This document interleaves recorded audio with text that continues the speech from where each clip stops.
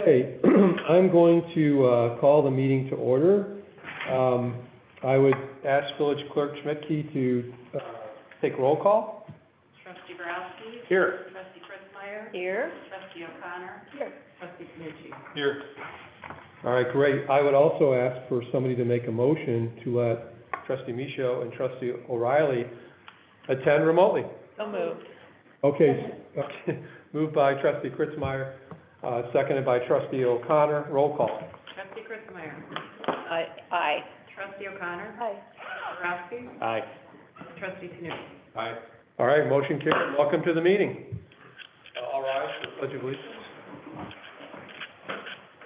I pledge allegiance To the flag of the United States of America and to the republic for which it stands, one nation, under God, indivisible, with liberty and justice for all.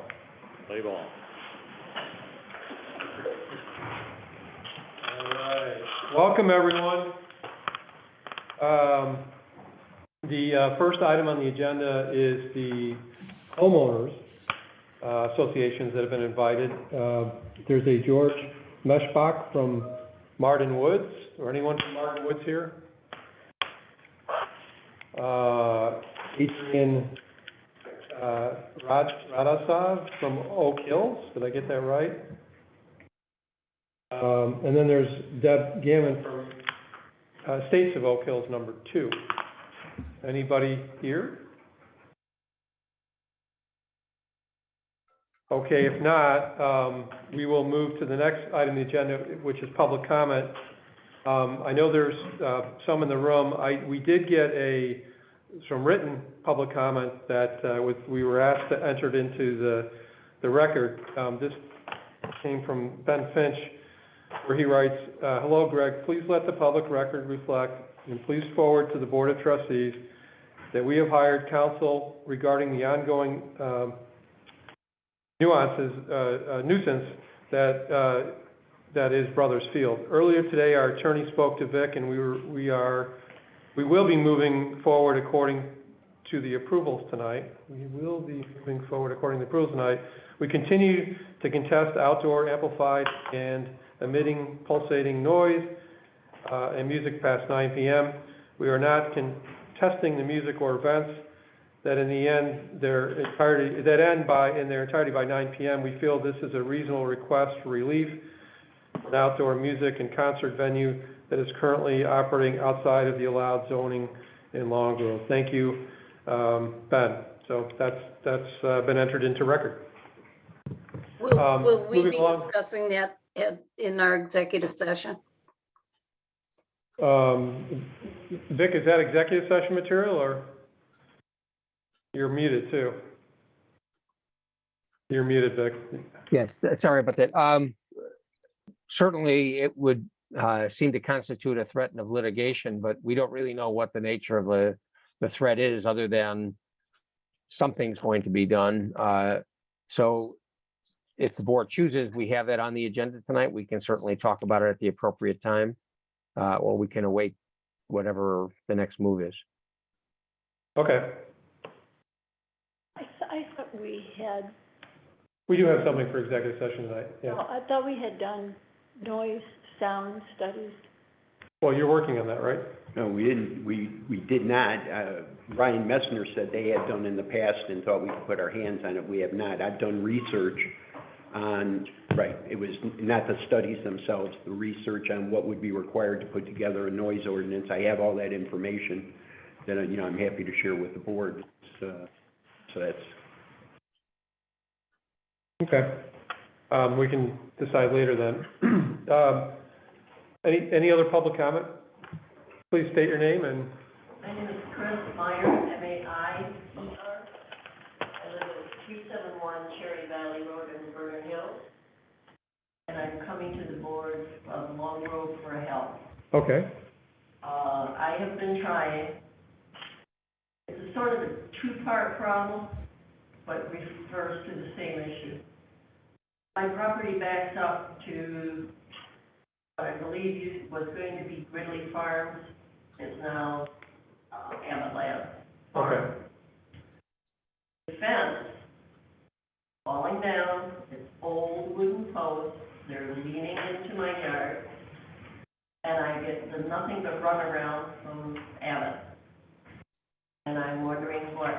village of Long Grove can do to help. That's the first part of the same problem.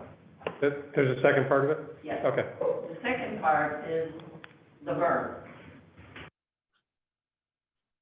Years ago, when it was going to be Gridley Farms, they put up a big berm. I checked all the records, and I believe it was put up without proper authority. It is steep, it is high, now full of buckthorn. I've got a beautiful crop of willow, which I know is invasive, both of these plants. Even the farmer hasn't tried to cut it this year because the growth is so bad. The berm needs to be lowered so people can be taken care of. And the invasive species need to be get rid of. So, yeah, go ahead. To know what the village can do to help me. Greg, I'll let you take that. We want to make sure we get your contact information too before you leave. You don't have to give it to publicly, but so we can get back in contact. Yeah, I'll have to, let me spend, first of all, talk to Jeff and talk to Vic, and then once I get through that, deal with our code enforcement team. Jeff is the village engineer and Vic is the village attorney. Thank you, I'm sorry. And then, I'll get with our planning, or our code enforcement personnel and see what our options are. If I have your contact information, I'll do the follow-up with you. I'll be happy to use it. Can I ask you to write down or whatever? I'll give you a pad of paper or something and, yeah. Are you the only Dr. D that? No, I'm sure there's multiple. There's gotta be multiple, yeah. My neighbors have a problem, same problem. Okay. Thank you. If I could ask you to write that down and then we'll have it, you know, phone number and everything, so Okay. you have it. Thank you. None of it goes over. Any other public comment? Thank you for bringing that to our attention. We're gonna, To the answer, though, on batteries, NiCad and lithium ion need to be collected in the household chemical waste collection program. So it's special events that are held in the area, they're advertised, they're noted, same as with like motor oil, antifreeze, and that kind of thing, household but what, chemical waste. yeah, what Cheeky's other part of the email said, without having to drive like, Yeah. many, many miles away to get there, so. Well, it's unaccepted, the batteries aren't accepted in the trash and in the recycling, so Yeah. it's really the only safe alternative we have right now. Ela Township collects them at their headquarters right on Cuba Road. Eula Township collects them? Yes. According to trustee Micho? Okay. Thanks, Jen. Thank you very much. Thanks for coming Thank here. you. Appreciate it. So yeah, the question was, with everything being battery powered now, there's a lot of batteries that, you know, they don't last that long, and what do you do with them? And you can't throw them in the trash, and they're collecting in people's homes. And so coming up with a better way to, recycle or dispose of needs to be done. And people are charging $15, okay, got it. Yeah. But you throw regular batteries in. You can, that's what we said, yeah, before we got here, you know, the little alkaline batteries or whatever, you can throw those in the garbage, they say they're safe to throw in the garbage. I have no idea, All right, I'll look into it more with Swallow. yeah. As you. as a little aside, I was sitting the other night in front of my computer and had a small flashlight sitting to my right, and the batteries exploded. Oh, boy. You didn't get hurt, right? No, it went the wrong way. Well, it went the wrong way, but it was, Oh, jeez. it kind of got the blood moving, I'll tell you. I just bet that got your attention. Yeah. Yeah, it did. I was gonna take a nap, but changed my mind. All right, so I take no more public comment. Moving into public safety report, we have Sergeant Keith Geiser here. Do you have anything for us tonight? A few quick things. The community services division of the sheriff's office has been meeting with some of the homeowners that have been in Long Grove recently. Going over general safety. Procedures and how to make yourself more safe. We were at Apple Fest this weekend. We only had a few minor incidents. The only arrest that we had was somebody driving to Apple Fest. They were called in as a DUI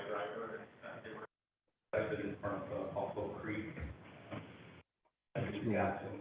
So, other than that, the auxiliary deputies were out directing traffic, and 2 deputies were out finding the special details. A lot of people there. Until the rain came. And lastly, I shared with Greg today that the sheriff's office is undergoing a staffing analysis and study our operations by a PFM consulting group. To look at our procedures, and part of their focus is doing a meeting with the contract communities that the sheriff's office works with. So at some point in time, I'm not sure how big this roundtable with stakeholders will be.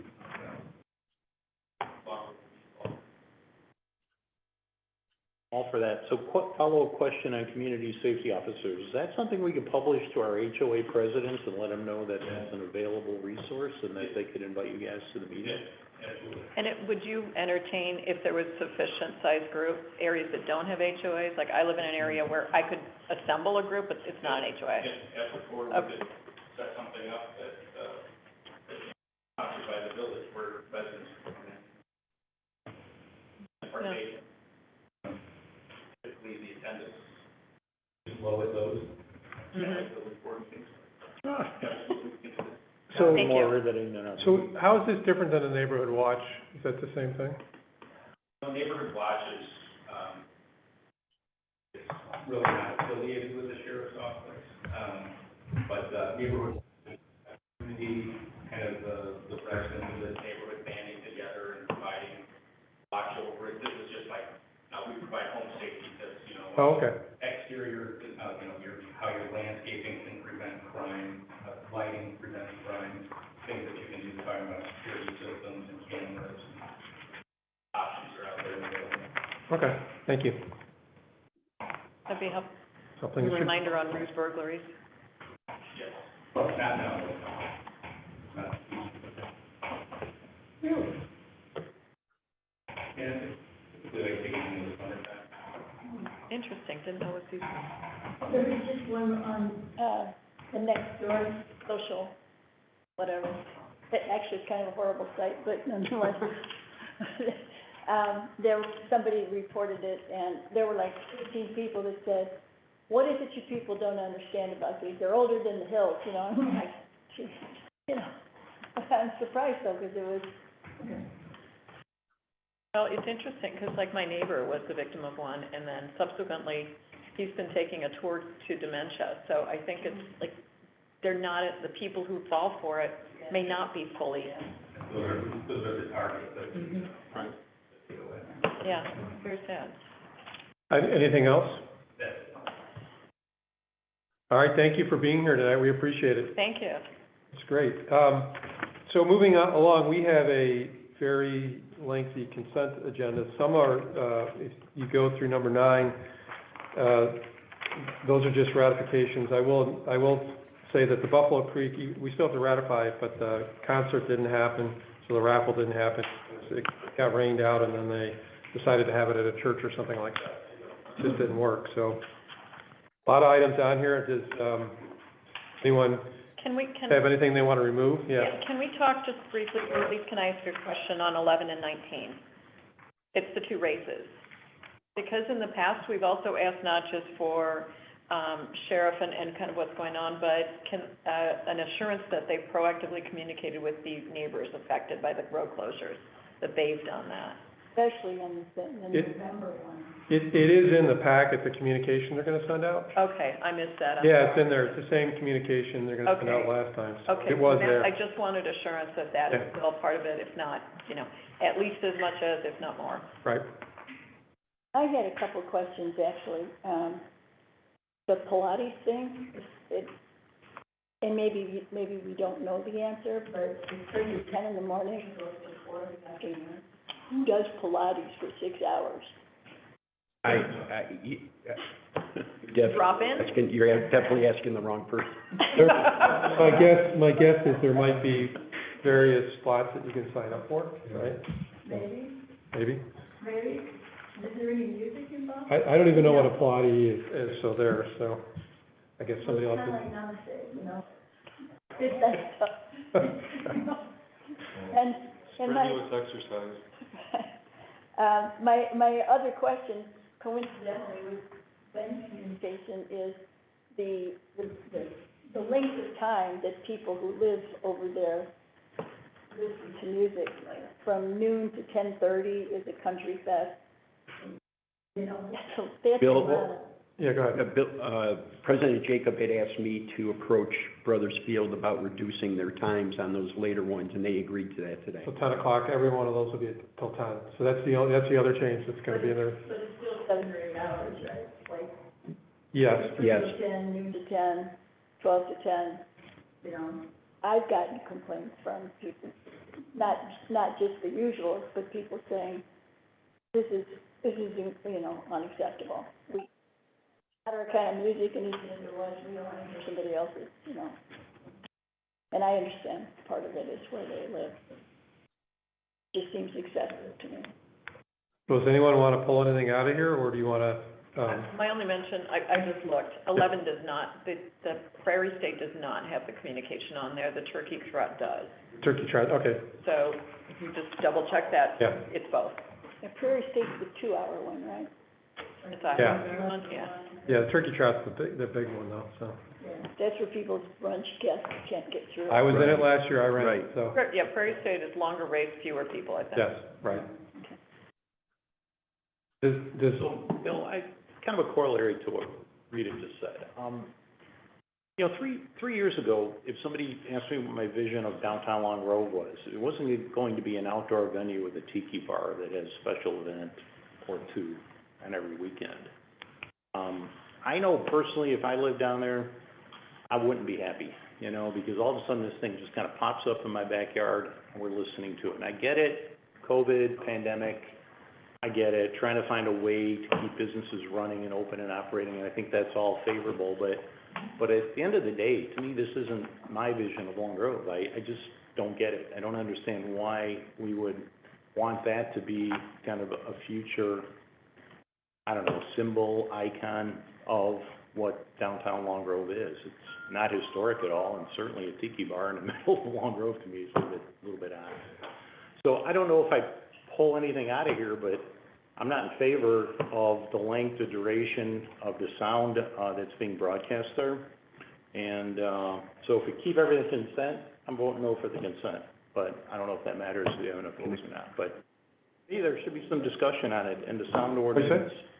Should we want to pull those back? No, I was gonna, coming right off of trustee Borowski's point, I had approached some of the board members and I had talked to Brothers Field, and we had a conversation with the planning team and the village attorney about taking a second look at what was being presented to go, their concept, and bring it back to the board on October 11th at the board meeting, so that two things. Number one, that the board can, because we've watched what's happened over the last few months, get a better sense of what does or does not fit in the downtown of the village. Again, restating to the petitioners on this about our brand and the importance of the brand and how much that means to the residents in this village board. But to also see what the tweaks that they have made in their plan, and if the village board is comfortable with it. Purchase, demo of their one main red building, construction of not what initially came across as a pavilion, but what was gonna be now a entertainment venue, and then still maintain the outside entertainment. And just because of all those nuances, I felt it was appropriate. And I think the village attorney shared it, and as our planners did, to bring it back to the board, so the board had a true appreciation of what they were looking to move forward. So we're going to do that. I met with both the DeSotos and Bradley from their team. We had the discussion. We want to make sure whatever goes there is fitting for the village. It complements our brand. It's successful. Whatever the village board decides works, and that this plan, as it rolls out with the phases, that there is, financial support to make sure that all of a sudden year 2 doesn't happen, and then what are we holding out there in the middle of our downtown? So to make sure that it's just like any development plan, that we would want to make sure it's financially viable, seeing it from point A to the end. So I've asked that they come back before the board on the 11th, so the board can take a second look. There's, the coordination here also, we've got a Prairie State Marathon that's gonna crisscross right over something called Country Fest. My concern on a lot of this, it's not, I get your point. We've talked about having 45 days lead time on these. And that seems like a farce. Yeah, some of it, we did tell them to roll out things based on special events until whatever this business model finally came and got approved. I see. Some of it, I mean, that was talked about from day one. Some of it certainly didn't fall in with adequate lead time. Some of it has, but others have not. I noted that too, that. October 1st. Marathon and the Country Fest, on October 1. And that there are different time slots, but, I don't know how many people, I think this is the first time we've had this October marathon, right? No, we've had it Had it before. before? Yeah, last year too. Well, last year was canceled. It was canceled last year. Yeah, canceled, but it's been before, yeah. And what kind of crowds do we get? I wish there was somebody, that one's not a really, It's fewer Yeah. people, but longer. yeah, long. Like it's a longer distance, and so it's more committed, serious people It's for a turkey turkey trot. trot. Been in the turkey trot. About 1,000. It's a mob scene, yeah. Yes, right. It's not like that, But it's kind of a nice mob scene, yeah. you know, it's a. Lots of turkeys out there. It's a tradition for a lot of families. It's like Woodstock on Groundhog Day. Yeah. So they're anticipating 1,000 participants. Yeah, but, well, I'm concerned about that too. Yeah, I'm not concerned about the race, but anyway, so. No, but the concurrent, special event. Well, what is the time that it starts and then the race over? It's technically a 1-hour overlap of the race will have breakout down concluding at 1 p.m. with 1,000 people, and the other one will start at noon. And I was adding the comments about bringing it back, but I interrupted Trustee Porowski, so. Okay, well, the other thing, I mean, I'm not gonna debate it here, I'm just, usually people leave after they're done, so the fast runners will be out of here or in somewhere else in the village, sitting down somewhere, so it's probably not gonna be a problem, in my opinion. Having done a half marathon not too long ago, that's what happens. Do we think it's, I mean, to Chris's point, this is every weekend in October. That's for you all to decide. Go ahead, Bobby. Okay, I have two things. One is that there are other activities that are going on. These are not HDLGBA events. And there are other events going on at the same time during October. And with this whole list of things, I'm wondering if we're not in a position of needing to go forward, but do a full investigation as to where we are with how much we're going to be doing in the downtown because of our brand and other reasons, and get that ready for next year. Like an inventory? Well, yeah, to look back on how much activity did we actually do in this calendar year? And is it too much? Is it too many hours, too many days?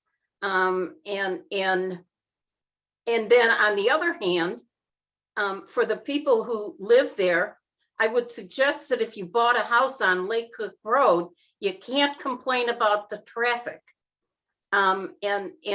And so there's a compromise in there somewhere. But I do think we're overloaded with activity and events. But I don't know where to cut them back and hurt the businesses that produce them. The only other question here is, the HDLGBA is I don't know if they're vetting any of these out, but they may be aware of it, right? So, Well, it's kind of interesting because really, you know, the whole HDLGBA, not them themselves, but the purpose of them related to us is to promote downtown tourism. And so now we've got, in a sense, 3 different entities if we include ourselves. Metro North is now doing something every weekend, and the HDLGBA, plus any individual store or business. well, and so the thing That's kind that, of where I was heading was, are they in conflict with our organization? I think so. And is it going to be more, is it going to be planned more next year for more of a conflict? And then why have an organization? I think it's gotten close to being out of hand. well, so the thing that, and Greg started talking about, what has to happen here is this has to go to the Plan Commission. And an agreement needs to be needs to happen on what the structures are, what the whole thing is gonna be set up, and that hasn't happened yet. So we're still kind of operating in this special event environment. We gotta get through this. I don't think we Well, can that's go why I another year. say, maybe we're We can't. looking towards next year Mm-hmm. with the 'Cause we're time kind of stuck to in the really situation look at as we- it. Right, Bobby, as we exit out of COVID, we're gonna have to get into the new norm, whatever that is. And so Yeah. this kind of got grandfathered in, and they're working, they're trying to get before the Plan Commission. Yeah, October 11th is the intent to have them in front of the board to take a second look at it, and the board to make a choice if it needs to move forward as they're describing it to the Planning Commission, Zoning Board of Appeals. Something that we have talked about all along, and it was something that was told to me when I first came in, is this business venture has taken a life coming out of the pandemic and the latitude afforded the village to make sure businesses survive during COVID. And once the governor takes his declaration and no longer, redeclares, unless It'll never happen. well, and Vic can jump in if I'm speaking incorrectly here, but once the governor pulls that back, we have to get back in compliance with code. That latitude no longer exists. Right. So, Just a couple of Victor. points on this. As has been discussed, this court is sort of a stepchild of the pandemic, and it has evolved in ways that perhaps no one really understood at the time, and that's why Greg and I and Amanda had discussed bringing this back to the village now with a better understanding of what's going on. We've been doing it under the special event permit. It's kind of a square peg round hole. And so ultimately what we'd like to do is to try to align our codes with these activities to the extent acceptable to the village board.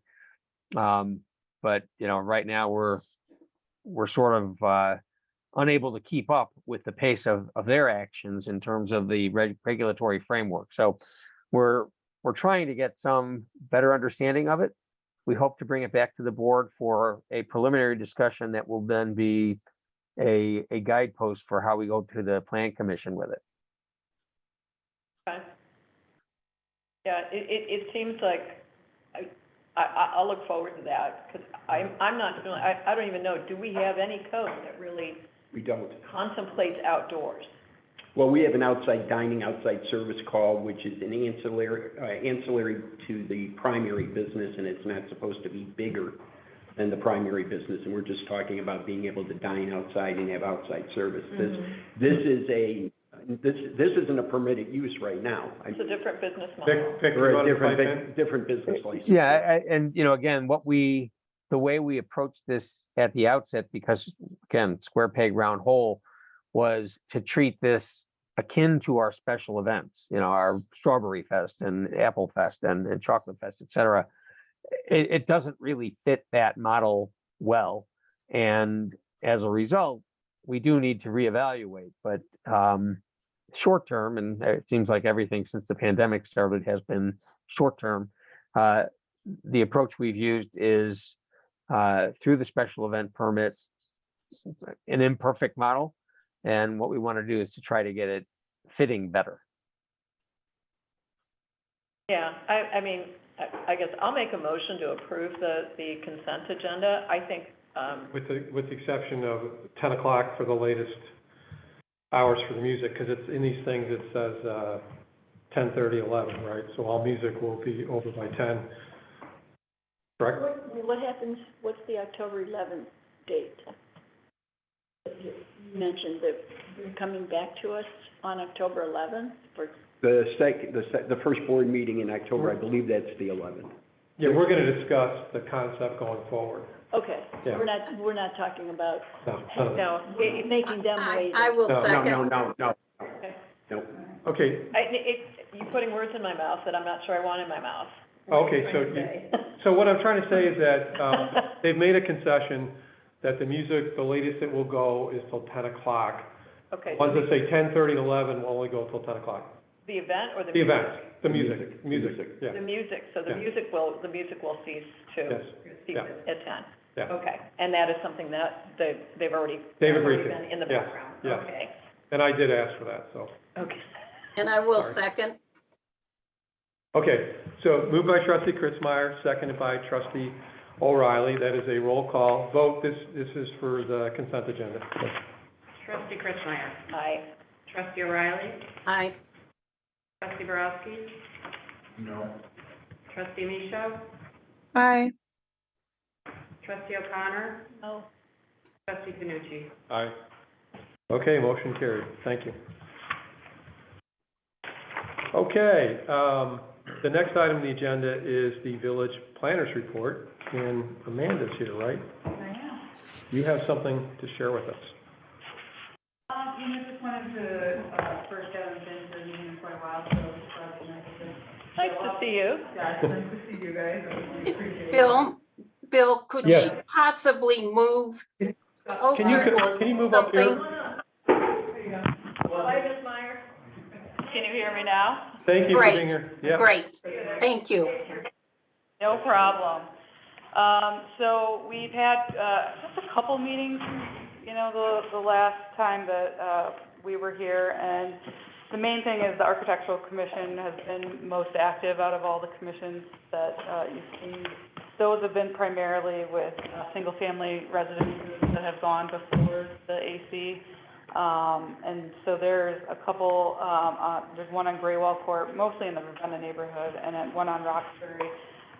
This is in our planner's report that you received from us, but the Graywall Court has to go back to the AC, so they provided some modifications that were not up to snuff with the AC chair, so that's going to go back unless they can make modifications to that plan. And then the Rockford Reports needed to read, were completely off from what both the HOA and the village wanted to see with materials.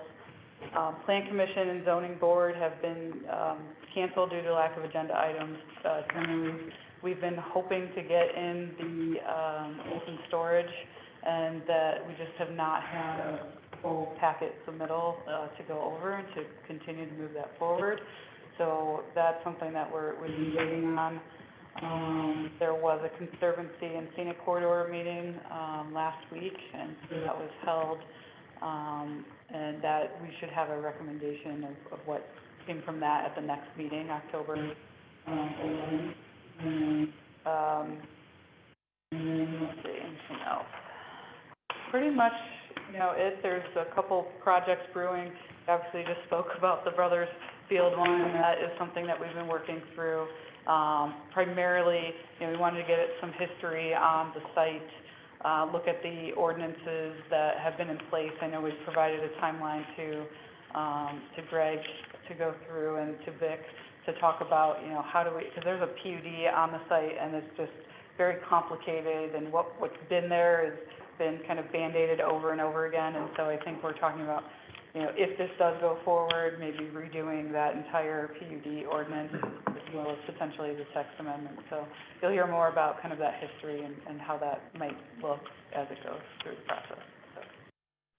We commented about the Architectural Commission. It sounded like one might be more of a question or not, or is it just sort of the choice of words? Maybe Joseph words, so I think the committee asked for very specific, like, 3 items to go through the AC, if the chair were to approve it, and those 3 items were not present on the plan, and so, that has to go back to the full committee because they weren't present, and we don't feel comfortable just putting something through if it's not meeting the criteria that they set out for them. Got it, okay, so that was a full committee discussion, thank you. Yeah. Is there any other questions? The only thing is, you want to discuss the next item on the agenda, because there's an illumination sign. Yeah, the Sunset Grove. Yeah, for Sunset Grove, if there's no other questions for your report. Yeah, so, the Sunset Grove, this is similar to, the, shopping center that was also, off of 22 and Mchenry. Long Grove Commons? Yeah, Long Grove Commons. This has, illuminated signs that are in the center already, and so does Sunset Grove, but the PUD doesn't allow for it, and there's language, to make a minor modification to allow those signs. Still goes through AC review, but you now allow the illumination, so like Starbucks has it, Chase has it. They all have it. Yeah, a lot of place signs already have it, so Got it. just a quick tweak to that. You mean, when you say Chase has it, you mean the big sign out front?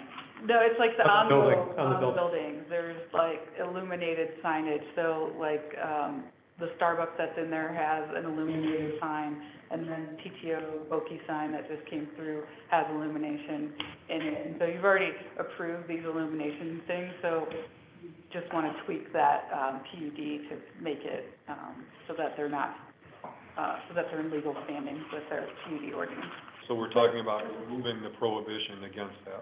No, we're just approving this thing, right? For this, PUD ordinance. This Yeah. illuminated sign is the one that flashes open. No. No. It's, there's a picture of it in the, here's what it looks like in your packet. Well, I have a question, if I could follow up with my question. Yeah. Are we That's what it approving looks this specific sign for Yes. the Korean restaurant? No, it's Because it for looked to the, me like we're changing, it's for the whole shopping. Right. That is for the whole shopping center. We're allowing it for the whole shopping center. This, Right. right. but why is this But in? this is the one that triggered us to look at. This sign already exists, I saw it on the way. Right. This is the one that says it's time to do housekeeping. Yeah, just drove it. Got it. Because we've already been onesie on that, I mean, like, the Chase illuminated sign is like their blue thing, it's Right, not right. intrusive. Right. It's part of their logo. So, why did we do this to begin with? I guess is it maybe irrelevant at this point, because we already set the precedent. Why did you allow it? Do we want illuminated signs? So that was kind of the overall question, but the AC approved illuminated signs for a number of those businesses that's already there, and then also at the, Long Grove Commons, so you know, it's a choice whether you want to approve it or So not. when I read this, it looks like we're removing the prohibition, but anybody who wants to put a sign up still has to petition to get approval for that specific sign. That's correct. So we're not just opening the floodgates, and Why anybody would can do you whatever turn they it, want. how can you reasonably turn it down if you've allowed other ones? Well, you can allow the type of I mean, what do sign you- that what- prohibit a specific design. Well, But, you know, I come along, I open a business and I say, you know, hey, I want this sign in my window. And what do you mean, no? You've got these illuminated signs all over the place, how come you're picking on me? Well, for You know, example, I it can't don't exceed understand 20 it. square feet. So Well, it comes in with okay, a 30 all right. square foot sign, it'll be denied. But what, the point I'm making Yeah. is, there was a reason to begin with. And maybe this is part of the, you know, the post-COVID world, you know, I think everybody's aware that there's, you know, We have some history here. well, But- I don't know, but- but what I'm Okay. Anti-illuminated sign. But look at, so the I know. CVS, name all the signs, CVS, Starbucks, Chase. Sunset has a Chase. low light one after dark. yeah, Sunset has one, so everyone's got it. Sunset are low illumination after dark. Right. So I don't know if we have an issue here, right? Candidly, I'd rather have the sign small illuminated than overhead light. Right. Yeah. Really? We have a comment. Yeah, there's people who live there. The reason that happened was, there was an era of light pollution, and everybody was pushing against light pollution. Yeah. Right. And that, I would imagine, is why those signs are now illuminated, and all the parking lots, you know, lights Correct, we've are always, going yes, down, right. but these lights shine out. And now time has gone on, and maybe it doesn't go for as much as people had thought. They're all happy with them, right? I have no issues with it. The ones that are there are a very low level of illumination, honestly, when the stores are closed at sunset, believe me, I live right there. When the stores are closed, anything that is illuminated is pretty low level. This isn't village-wide, this is just for this development. And there's still approval, every sign still has to go through architectural approval, right? Yeah. But the signboard is not necessarily the most aesthetic sign in the world. Menu sign out front. Was that illuminated? That's a different lighting, that's not illuminated. That's the sign. I'm talking about the sign itself, Yeah. tacky. Okay, but that's not an illuminated sign. Yeah, okay, got it. The Architectural Commission has spoken about that, and I agree with them completely. Okay, but they must have approved it at some point. They're present. Yeah, originally. Yeah. And those are not illuminated signs. They're not illuminated signs, No, right, they're yeah. tacky. They're tacky. Well, So how about neon in windows, like up on 83 Hill? that's a problem, and yeah, Prohibited. yeah, so, It says right here, neon signage. Yeah. Well, that's what actually triggered that thought, 'cause I go, that's what we did. yeah, we can do what we want on that, but, anyways, before us is the focus on this, right? Can we stay here? But that's part of That's part of the problem. Exactly, we make these rules, we say, yeah, okay, fine, that's how we're gonna do it, and then we go, oh, well, except for this one, except for that one. Or there's trailers in the parking lot too, right? There's another one, same thing. He's always got 2 to 3 trailers parked there. Who's that? I don't remember the name of the restaurant. Woodfire. There you go. Oh, yeah. Yeah, it's got the barbecue trailers sitting out there.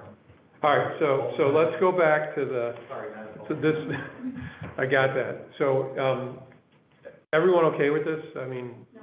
you're not, I'm not. you are? I'll be outvoted. I make a motion to approve the minor PUD amendment to Sunset Grove. Moved by trustee Tanucci, seconded by Second. trustee Kritzmeyer. Roll call, please. Trustee Tanucci. Aye. Trustee Kritzmeyer. Aye. Trustee Borowski. Aye, sorry. Trustee Micho. Aye. Trustee O'Connor. Nay. Trustee O'Reilly. Aye. Okay, motion carried. Signs will still be To reviewed. Dan's point though, is, I mean, if we Continue to do illumination, do we have requirements to dial them down at night and that kind of thing? or- I'd love to see that entered into the code, I mean, wouldn't that make sense, like that? Did you hear that? No, I didn't quite catch it. I'm sorry, but to the point going forward, if we dial lights down or have signs that come to us, have the requirement that we dial them down at night? At what time? Is it? On the wish list to take a good look at the Okay. code. Yeah, Okay. not, When does that, what time of day does it take effect? Here's what I was just gonna say, it's like, after their business closes. You know, between, like, this time of night, between 7 and 9, somebody, you know, if the business is open, but most of them close by 9. Right.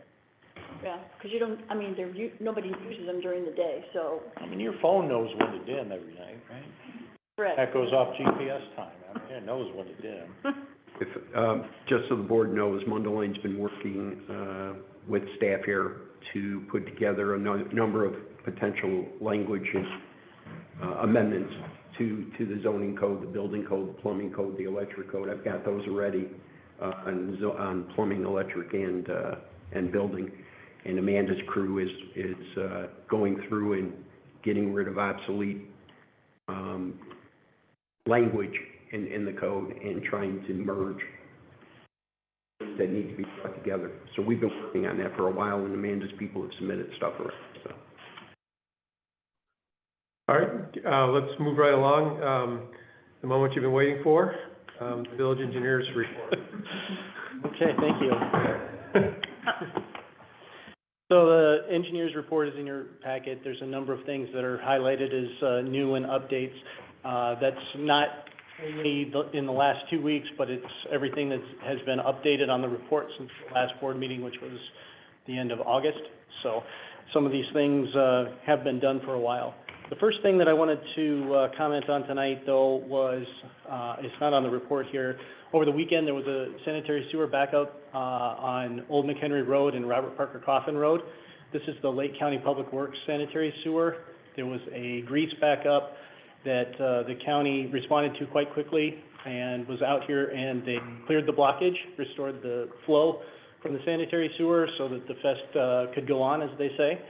The county was back out yesterday morning to make sure that that was still cleaned and flowing. I talked to them again today. They're going to televise the sanitary sewer pipes through the downtown just to make sure that they're all clean, in good operating condition.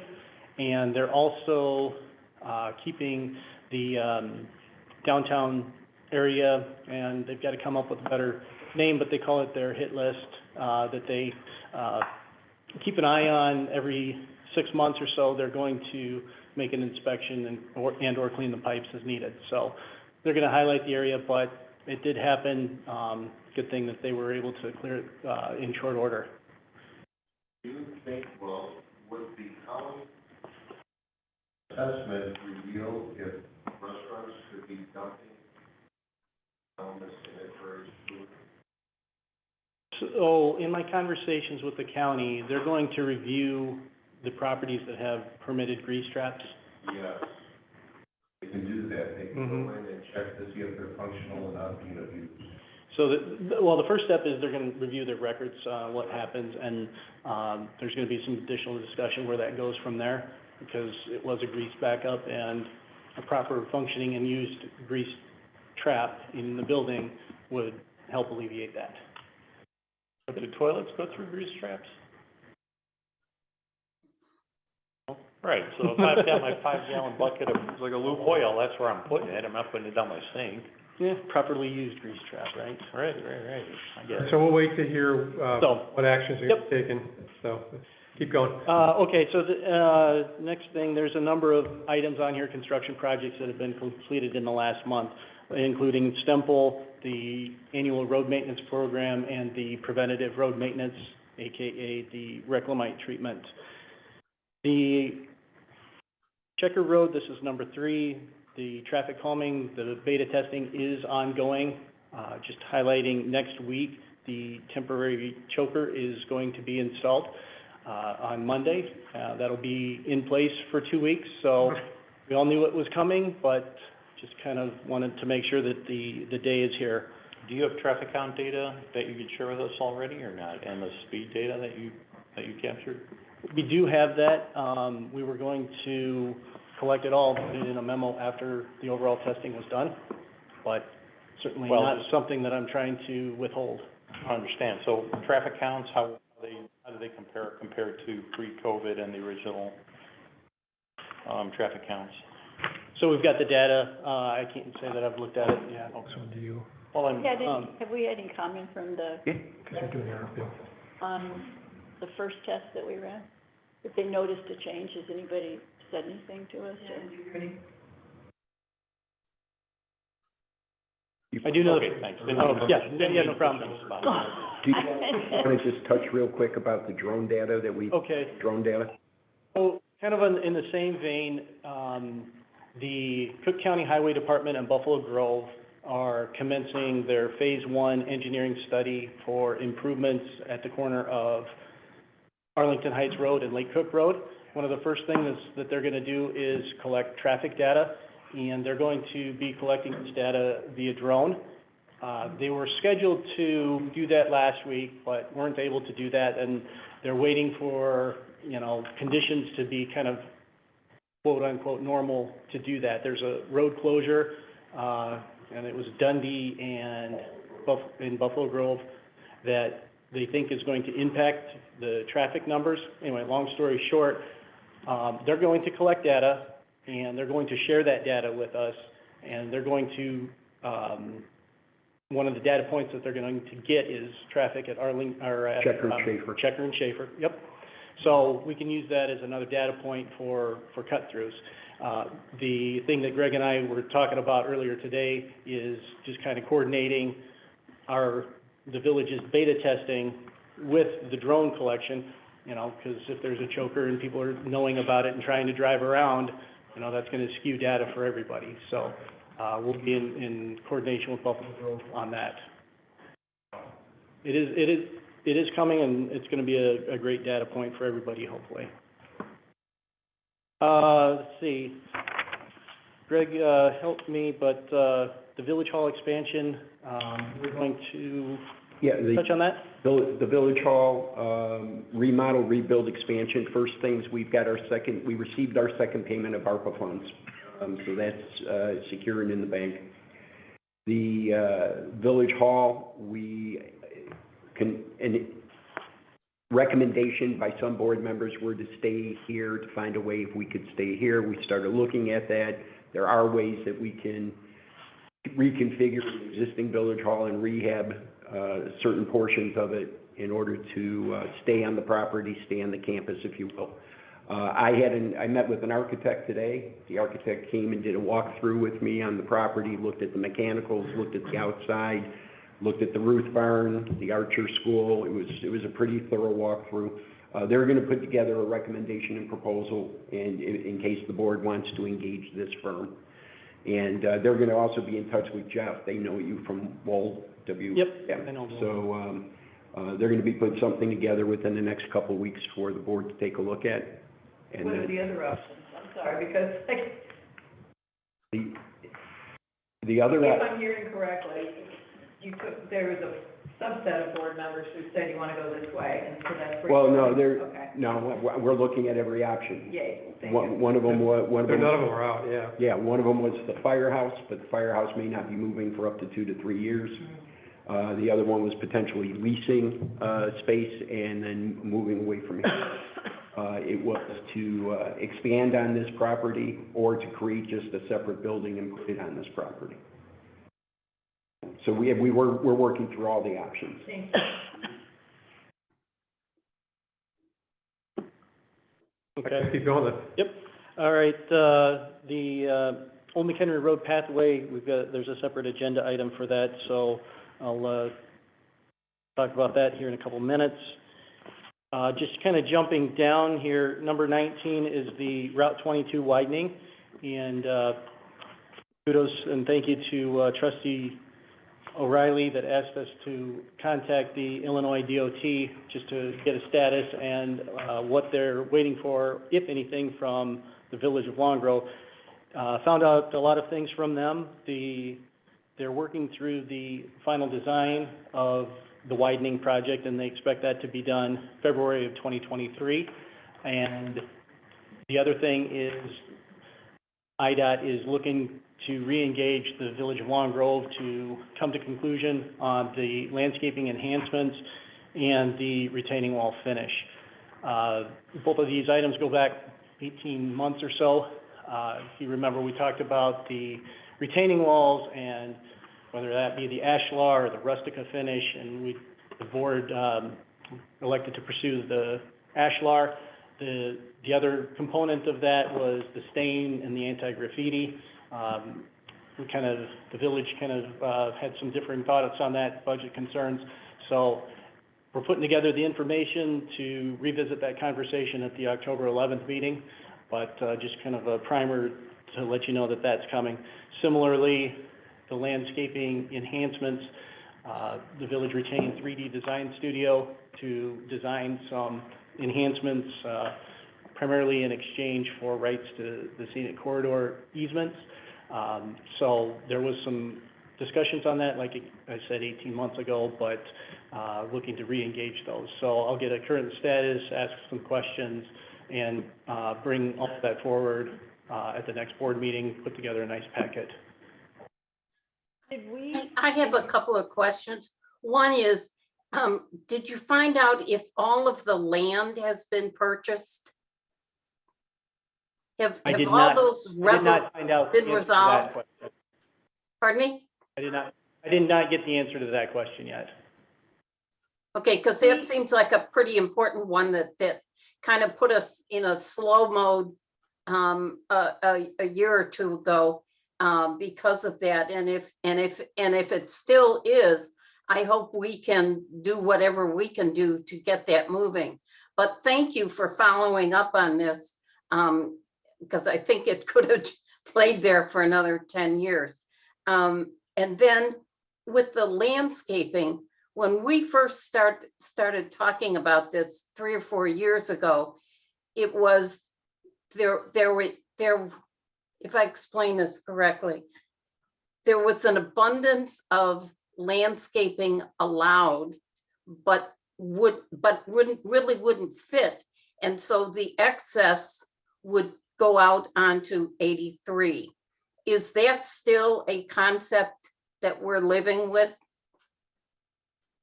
Yeah, that's still part of the discussion that just didn't get any sort of resolution with IDOT, so. Okay, picking that no, back I'm up. asking if we still think of it. Oh, the village, okay. Okay, we gotta bring it back up. Okay. We had talked about involving the Scenic Corridor Committee, that issue with, the design was abundant, and when you imagine it, very, very nice. The question is, how survivable is it with road salt and so on and so forth? And we talked about involving the people on the Scenic Corridor Committee, because they know the plants and the trees that, have the best chance of surviving under those kinds of conditions. I would think if anybody knows what survives in a salty road would be IDOT. Well, yeah, but we don't really want IDOT trees. Well, I know what you mean. But, I just don't want to see us going native and then having a disaster where it doesn't work. Okay, yep, good feedback on both sides, so. And then, moving on, and the Yep. last item I had is number 21, is the Archer parking lot, 2 items there. First of all, I think it was President Jacob that brought it to our attention that the lights over there are on 24/7. There's a faulty connector there that we need to hire an electrician to replace. So working through with that. And then the other thing is the bioswales that take all the drainage are in some need of some maintenance, So working to get a proposal to clean the pipes, make sure everything is flowing there as well. After the last few big rains, they have topped and the parking lot's been partially underwater. They do drain, but very slowly, so we want to make sure that all of that is working as well. Could you quickly define bioswale? Thank you, I was just gonna ask Bobby. Okay. Okay, so the Archer parking lot has landscaped areas between the parking trees, okay? And all of the stormwater runoff from the parking lot drains into these landscaped islands, and they flow to the south side. They were planted with native vegetation, and they've got subsurface material like a coarse stone aggregate that promotes water to infiltrate into the ground. So the combination of promoting infiltration and native plantings, they're referred to as bioswales. Instead of a regular swale, which is just grass which just moves water from point A to point B. Thank you. Any other questions? Does that have to be maintained periodically? Should that be then put into the budget? Absolutely. So that would be a line item that consider for. Yep. So I'll work with Greg on that, yep. I have a question Sure. regarding the grease. How many of the restaurants in town that fry things have grease traps? In other words, Yeah. some of the buildings are so old, I doubt they have them. But of the current restaurants, what does the health department say, or what do we know? So I don't know what records the village has, but yeah, when a restaurant opens up, they've got to get a health department permit. And I would imagine that triggers sanitary sewer review and compliance. But if you don't have one, is it like a deal killer for people to open it because it's so much money? Is it, $10,000? Is it 20 grand? Well, isn't that part of our building codes, right? And Correct Bobby, me if I'm wrong, it wasn't the bagel place opening extended for a long time because of a grease trap? It had something to do with the kitchen, but I'm not sure. They wanted a bigger, a huge tank instead of a wreath, and there was a lot of arguing back and forth with, wasn't the health department, it was somebody else.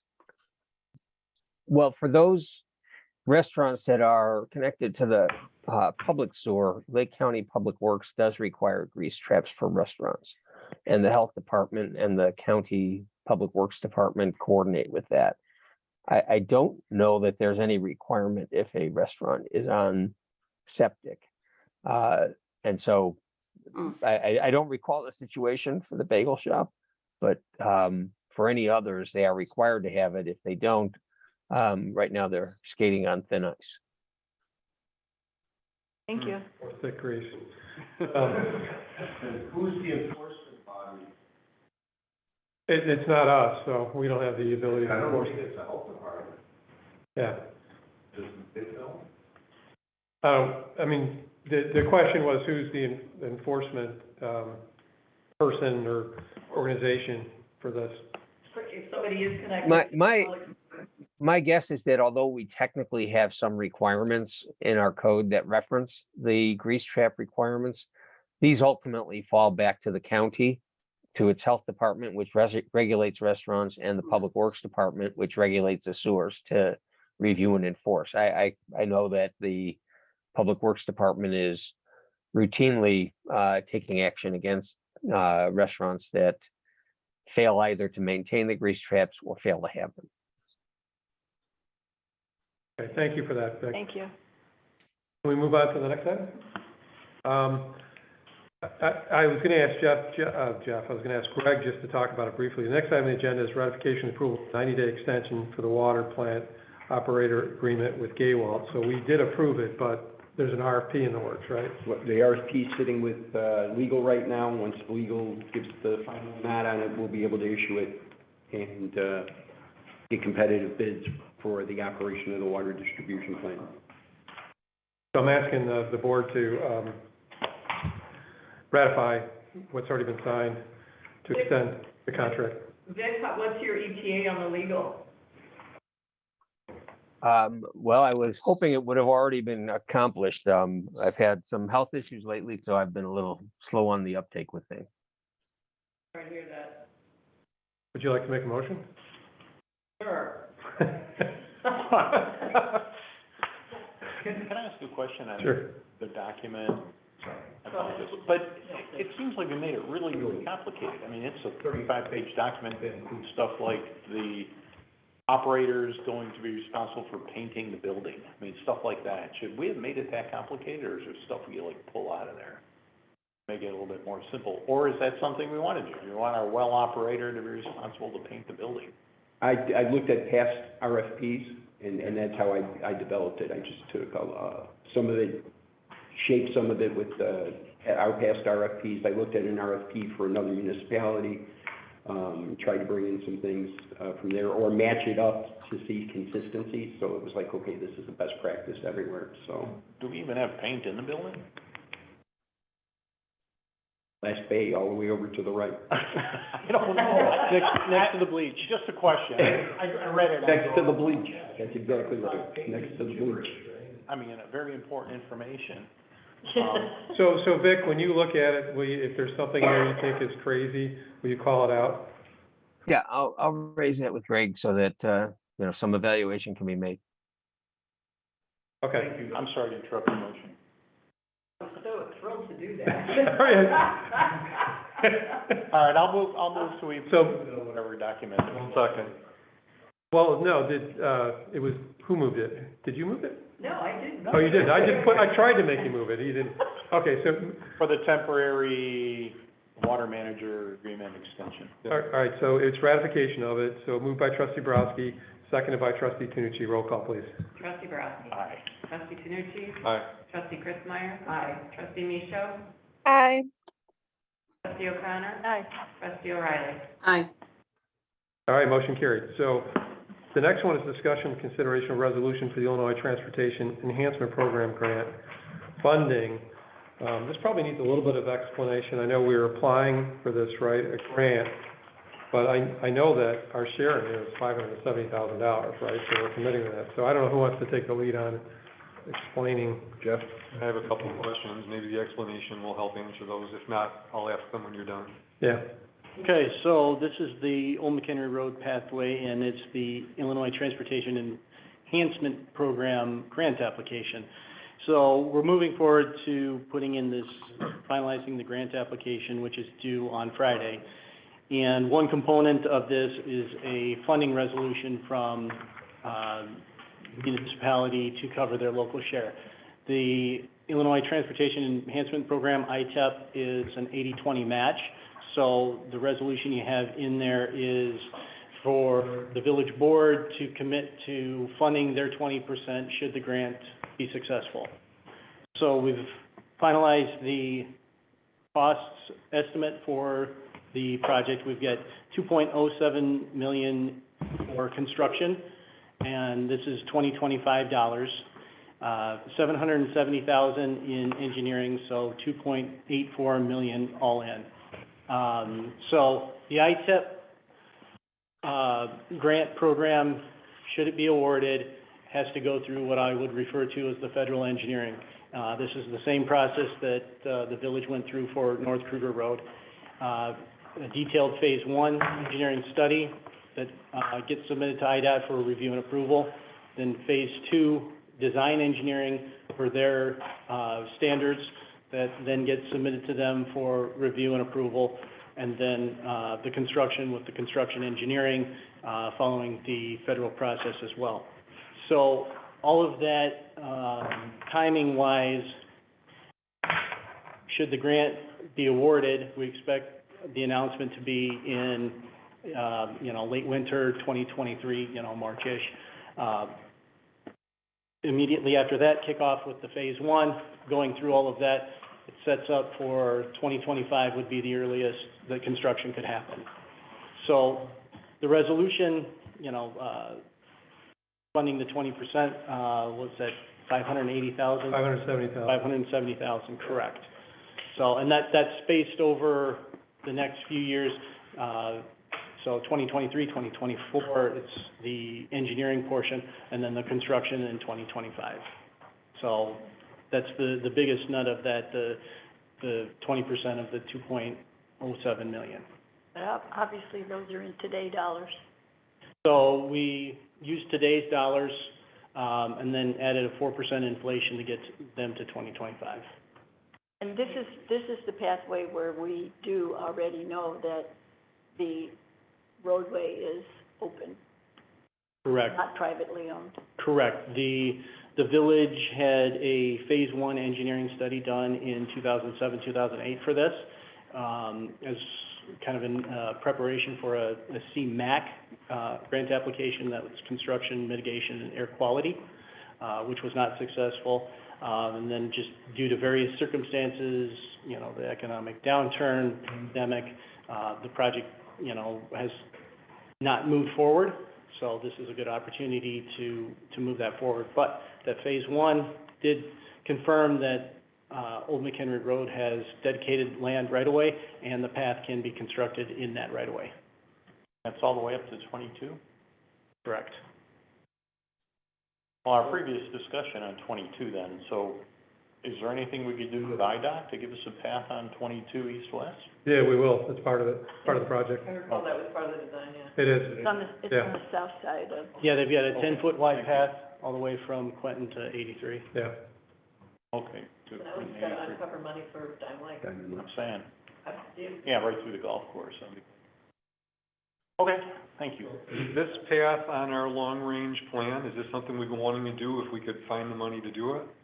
Talking about it. I will tell you, I'd love to have this part of a strategic discussion. I'd love to be able to say we've got pathways that you can go crisscross north-south and east-west.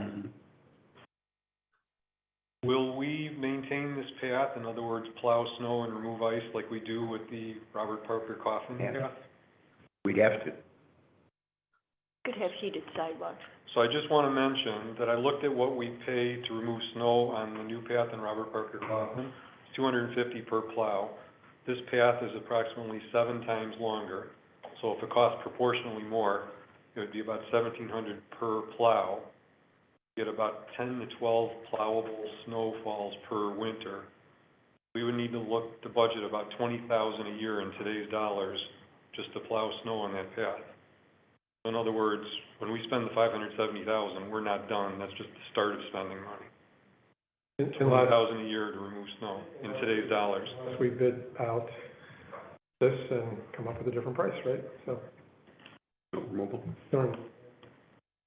What's the life expectancy of a pathway? 25 years. It's another $500,000 in today's dollars, more in real dollars. Jeff likes that word reclamite, doesn't he? It rolls off the tongue. Just one more comment. I know we want to connect all these paths together, and I understand that desire to do it. If I look at that particular path from Robert Parker Coffin to Route 22, there are very few homes along there. Who's actually going to be taking that path? Who are we serving? Bicycles. People who are going from the downtown up to the forest preserve up there. Yeah, I was just going to say Creek or Heron's whatever Lake. it is, yeah, Heron's Creek. Or for me, eventually, somehow, if I could get down to North Kruger, get down to 22, I could maybe get into the downtown. I am so far out, I'm farther than anyone here. This path could actually, it could connect up through Buffalo Grove and then get over to the whole Des Plaines, going up all the way through Lake Plains River Trail. That's what we're trying to do with the Aptekissic, the move on the Aptekissic project is to link, ultimately link downtown Long Grove with the Des Plaines River, trail. Well, and that's what the Supreme Court Coalition is working for too, is to get that old 53 roadway connected, the north end. connected with paths, if we can get it turned over to IDNR and out of IDOT's hands. So, I think it's a good point, Ken, the maintenance. I mean, maybe there would be Robert Parker Coffin is a heavily traveled downtown area. You know, maybe take a note to future boards. We applied for a grant 3 years ago, Jeff, where we wanted to connect on Robert Parker Coffin, on the north side of Robert Parker Coffin, to get the kids to school. And we got turned down because they considered it to be an attractive nuisance, that while it would help, while the pathway thinks well, it didn't think well from a safety standpoint, and they turned us down on that, for that reason. So are you saying this one may face the same headwind? I doubt it, because it's not getting, the purpose of it isn't to get children to the school. But the question is, what side of the road would it be on? right, that was going to be my question. It Which would side kind will of it have be? to be the west side, I think. So the 2007, 2008 design was on the westerly side. Yeah, it's kind of gotta be, because you don't have enough. How do you handle the creek over at Reed Turner Woodland? Because there's a real narrow area there where the creek crosses under Old Mchenry. Very carefully. I'm sorry? Very carefully. No, no, Bridge or what? you know, Because that's a wetland. you know, there is one option to extend the bridge, however, that's expensive. There's enough room in there to provide the separation with a guardrail between the road and put the path behind it, so that you don't have to incur that cost.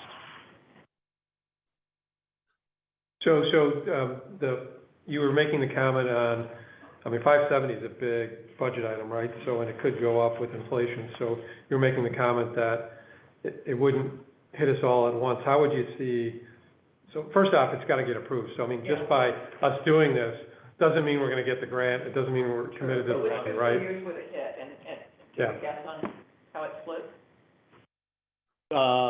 Yeah, so it's gonna be a low number, I want to say it was like 100,000, so 20. Yeah. Yeah, the Buffalo Road tells me not to do math in public, but, 60. correct. So that would be fiscal year probably Summer of 23? 23, 24. Okay. Fiscal year summer of 23, 24. okay. Fiscal year 24, 25, it'd probably be another 60 to 100. Okay, And then the construction, fiscal year 25, 26. got it.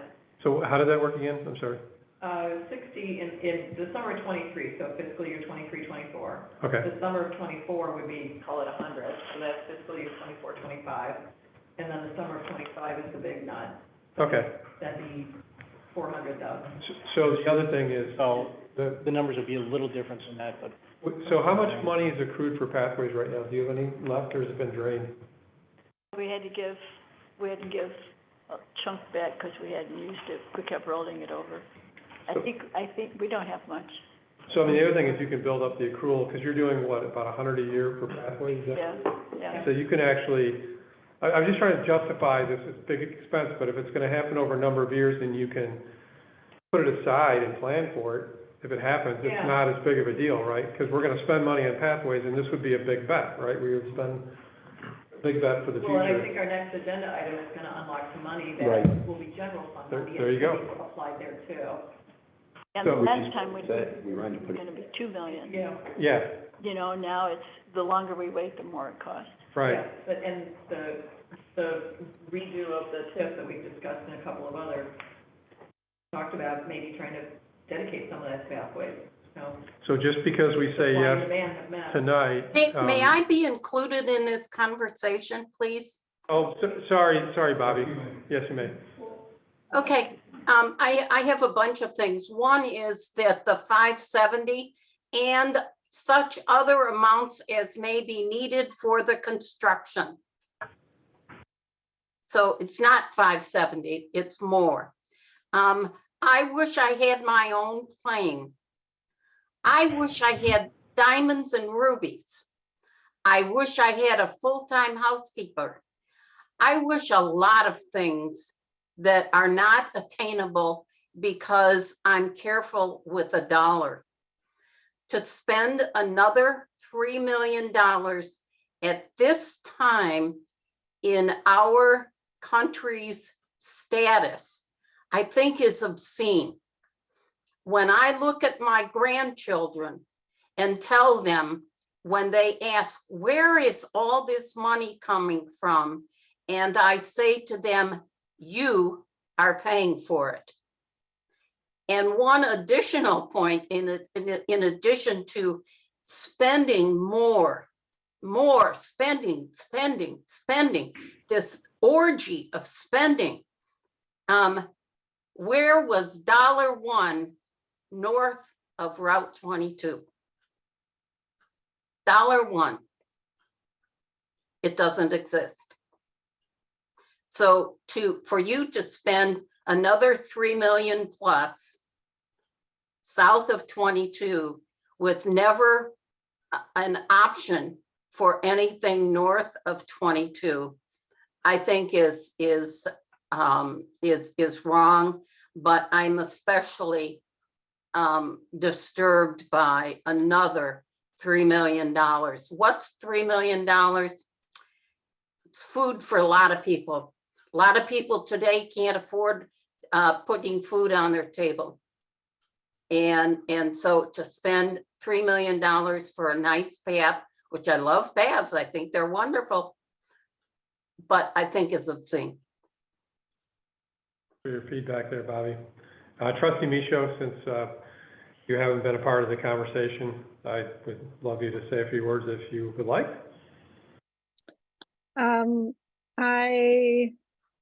I guess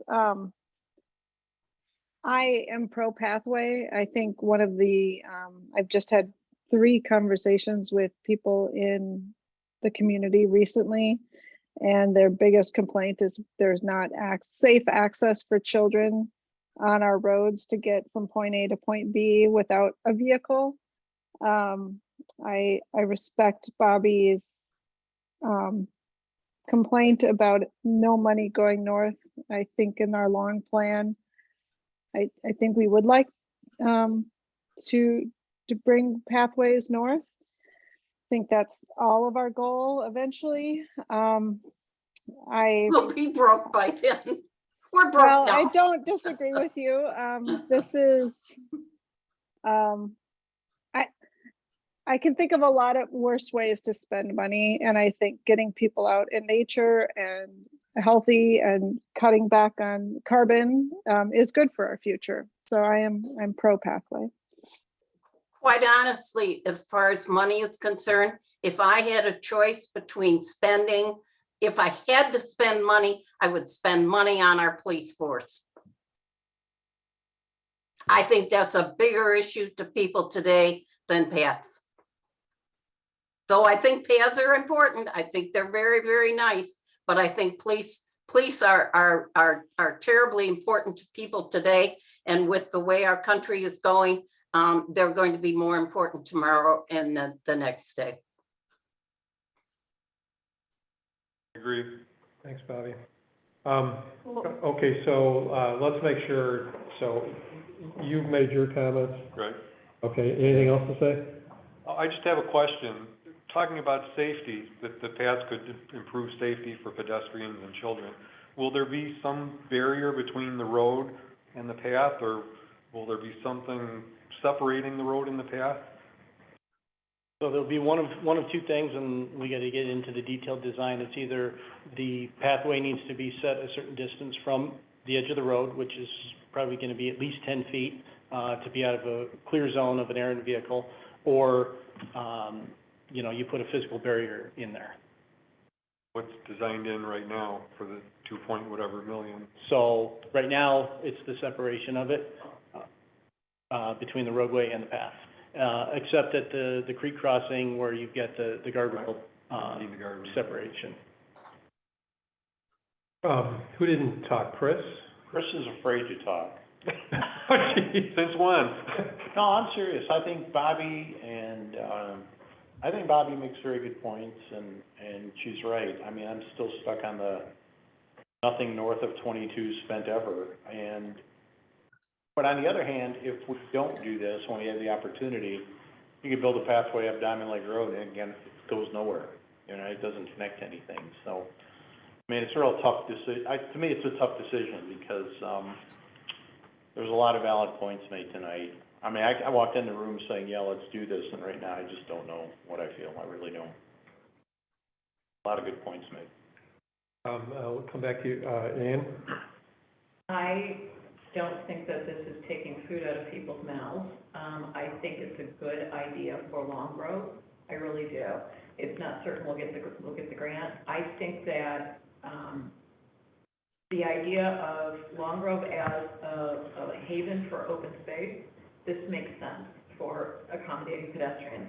I completely agree. We should have grant-ready plans for pathways north of 22, connecting up to, you know, the District 96 complex on Gilmer, going up Diamond Lake, you know, connecting those roads. I absolutely believe we should have grant-ready plans for that as well. That's not what we're talking about tonight. Okay. So where would the rest of the budget come from, though? Even if we accrued $100,000 for a couple, 3 years, is that paving money, or where's it come from? Where's the other $300,000 from? We're gonna have to budget it, right? So, I would point out the money that we're refinancing on the TIF funds, we're going to be unlocking some money that will go there. Some of that will go to open space, and that cannot be applied here, but some will go to general budget, that can be applied here. We also have, thanks to Greg, a very conservative budget where we are now, 155% of coverage. So there's actually, you know, our general fund right now has $1 million over 1 year's expenses accrued. So there is some possibility. What could we do with pathways with that 570,000 plus another 20,000 a year we'd spend on plowing? What could we do within the village with pathways with that kind of money? It doesn't, It it doesn't, high on my list. Well, yeah, but I can't get to them, so I don't care, you know, that's the problem. I get it. Can we What I'm saying is, what else could we do with that that? question though, 'cause I wanted Rita to, you didn't get a chance to say it, so, Maybe that's a question for you. yeah. Okay, fair How would you like to have 570,000 plus 20,000 a year? well, we've got three conversations going on. Yeah, I'm sorry. Yeah, so can we, like, hold that thought for a second? I want to make sure Rita had a chance to, My perspective at this time is a little bit different. You know, yeah, it's, you know, part of my purview here. If you sit, again, we have talked about this possibility for years, because there's a forest preserve there. Taxpayer money, forest preserve, right? And it would be nice for children to be able, like in Gray's Lake, who has made a huge effort, and they have been lauded nationally for what they have done. So people don't have to use their cars, the kids can get back and forth to see their friends. There is no way on the face of this earth we could afford this pathway on our own. There is a boatload of federal money out there. Okay, it's taxpayer money. Orgy, Maybe they should- orgy. Excuse me, you know, the money is there. So, you know, do you sit back and say, well, you know, I'm not gonna take the money because I don't agree with how they do it? The point is, okay, send it to Buffalo Grove, send it to Schaumburg, send it to Naperville. There's a boatload available that would enable us to do this, period. It makes more sense to me to connect pathways than to, you know, like in Arizona, you know, the road to nowhere, okay? The other part of it is, right now, we're just seeing if we qualify for this. That's all this is. There are other decisions, and I think thinking time, processing, you make a good point, Kent. And, you know, as do you and Bobby as well. Perspective at this time, though, is, do we qualify? And if we qualify, and let's say, you know, gasoline goes to $10 a gallon and we get bigger motor fuel tax money, maybe that covers it. I don't know, I'm not praying for that, but we budget our monies carefully, period, end of story. So, Use motor fuel tax money on a pathway? well, it comes into it's revenues to the village. On- So it wouldn't, so, Infrastructure tax, I see. okay. not motor fuel. Yeah, okay. So, you know, Greg and I were having a casual conversation a few weeks ago about the northern part of Long Grove. I mean, this is kind of a parenthetical comment here. And my question at the time was, why don't we buy back Lemon Field, buy it from the Park District, and why don't we put pickleball and tennis courts in there? You know, that's one of the biggest pastimes in this country right now. What about that? What about making it more of a recreational location than the use that residents and non-residents get out of that parcel at this time? Some of the pieces we own or used to own, maybe we should buy them back. Well, don't say buy it back, because it was donated as part of the PUD development that this board initiated. But it belongs to the Park District. I understand. They're not gonna trade with us. I'm not sure. It's like Lake County, What? the latest Lake County, there was a Lake County, communication about, they're looking for places in Lake County for cricket pitches. Is there a grant money for it? I don't know, but there's demand Oh, for it, and okay. I thought of Lemon. Okay, so let's bring some conclusion here. So what could we, I mean, to your rhetorical question, maybe we can use the money for a lot of things, right? These roads, everything else. Hey, George, can you hold on, because I want to get to Chris, what were you gonna This say? is a process question. So we go ahead and put the grant application in. I heard the word committing funds. Are we committed? Are we like, if they grant this thing, we're 100% in, or is there any back out clause The here? word commit is right here in writing. Well, I heard it, I just wanted to reconfirm. Okay. So we're committing funds to this for sure. Yeah, I mean, If I could jump in on that, Please, Vic. Yeah. if we, first of all, we could use motor fuel taxes for paths if we chose. Obviously, we have a lot of competing demands on that. Second, with respect to the commitment, we are committed, but there's still a grant agreement to be signed. and we've not seen the grant agreement, and if we ultimately find that that's not the direction we want to go, if and when the grant is awarded, there are ways to back out of commitment without backing out of a commitment. Thank you. There's a weird. And some other town would love it if we did, you know, if that was the case. Okay, I know you had a topic, can we keep this going really quick? So where are we at here? Does anyone feel comfortable? I will note that we, approve the, resolution for the Illinois Transportation Enhancement Program grant funding from the village. Second. Okay, moved by trustee Kritzmeyer, seconded by trustee O'Connor. Roll call, please. Trustee Kritzmeyer. Aye. Trustee O'Connor. Aye. Trustee Borowski. Why me third off? Alphabetical. Aye. Trustee Michelle. Hi. Trustee O'Reilly. No, Trustee Canucci. No. Okay, motion carried. Did you have, Well, my question was, does the grant review include the vote of the trustees tonight? And it's not unanimous, would that be viewed as, village doesn't want it? No, we just, give them the resolution. I was afraid that you. Too late. no, but I don't think we have to, because we've done these before, so, yeah. Okay, so we have two more items on the agenda here for the, Bill, this one is. Bill, could I interrupt for just 1 second? The mention that Rita made of the conversation about getting pickleball and something else, I think is a fabulous idea. Okay.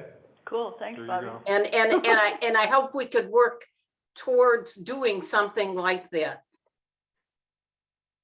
So now the question is, I mean, at that location, Bobby, are you saying, or somewhere else? I don't care where the location is. Okay, because. Why not that location? Well, so. Well, no, here's but- This is it. Yeah, go ahead, Bobby. Wherever. Wherever, so. I don't know what the agreement is on the soccer field. Doesn't that renew anything? No, You- the soccer field is a different agreement. It's not part of the park district. But anyways, I mean, the thing is that we could go to the park district and say, you're the former president, Yeah, hey, we would like to install pickleball fields right. on the property, enter into an intergovernmental agreement to do Right. that. And we would probably get the support of the park district, right? Assuming they didn't have to pay for it. Assuming they didn't have to. I mean, I don't speak And for them, that they obviously. didn't want any from us. I'm sorry, Bobby? And they didn't want any money from us. Yeah. Yes.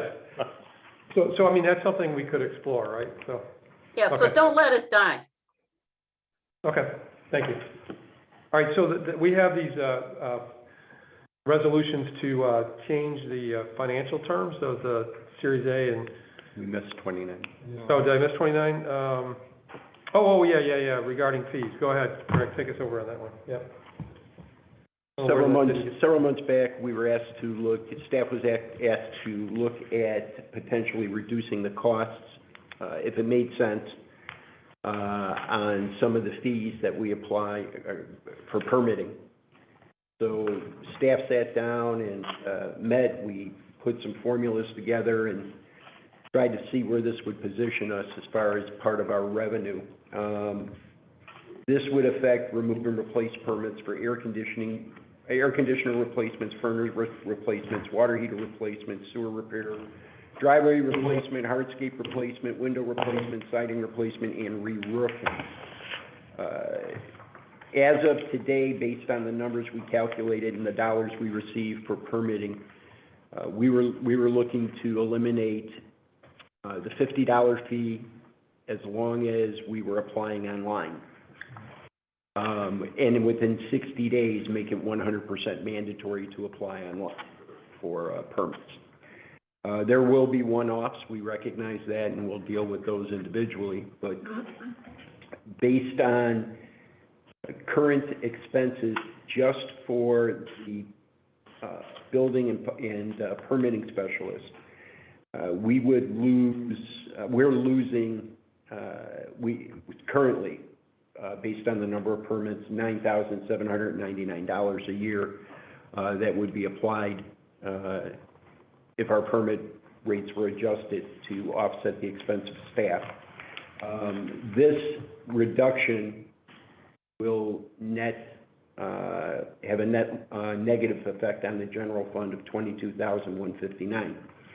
Now, that being said, it's only 0.75% of the entire general fund budget. It will also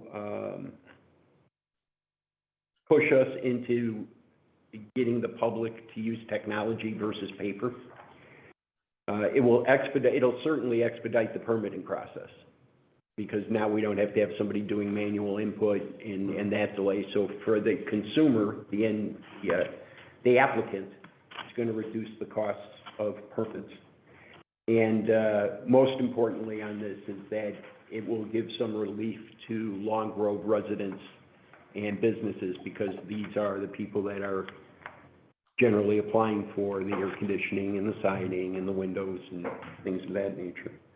With this, our intent is to roll out the virtual inspections. We're working with Mundaline right now to implement those. We're ready to go. We're going to do them in phases, but the Mundaline team's ready to move forward with that. The other thing that I had communication on with Mundaline today that we're tying up with this is that right now we give a 4-hour window for inspections. We're now going to look at streamlining the inspection days and inspection docket, if you will, to narrow that to within a couple hours, if not within a half an hour. That's the goal.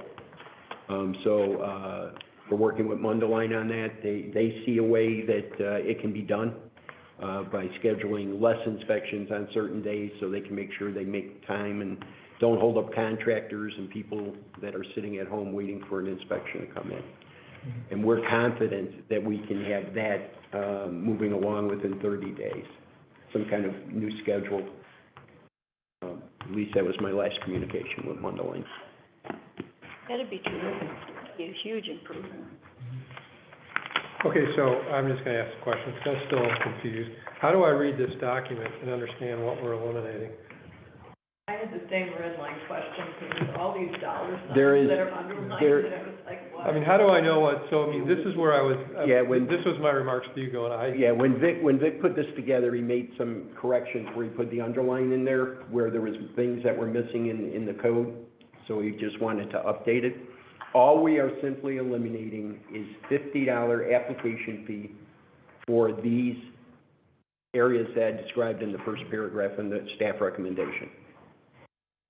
So the only change is really page 4. Correct. Page 4 where it not, or Under B or whatever it is, yeah, yeah. crosses out $50. Yeah. there's $50, okay. Yep. So anybody, for each one of those, and those are 44, by the way, those are 44% of our permits. 44% of our permits. Could you say that again? The repair and replace permits that we're talking about, they make up 44% of our overall permitting. Okay, Remove and Okay. replace.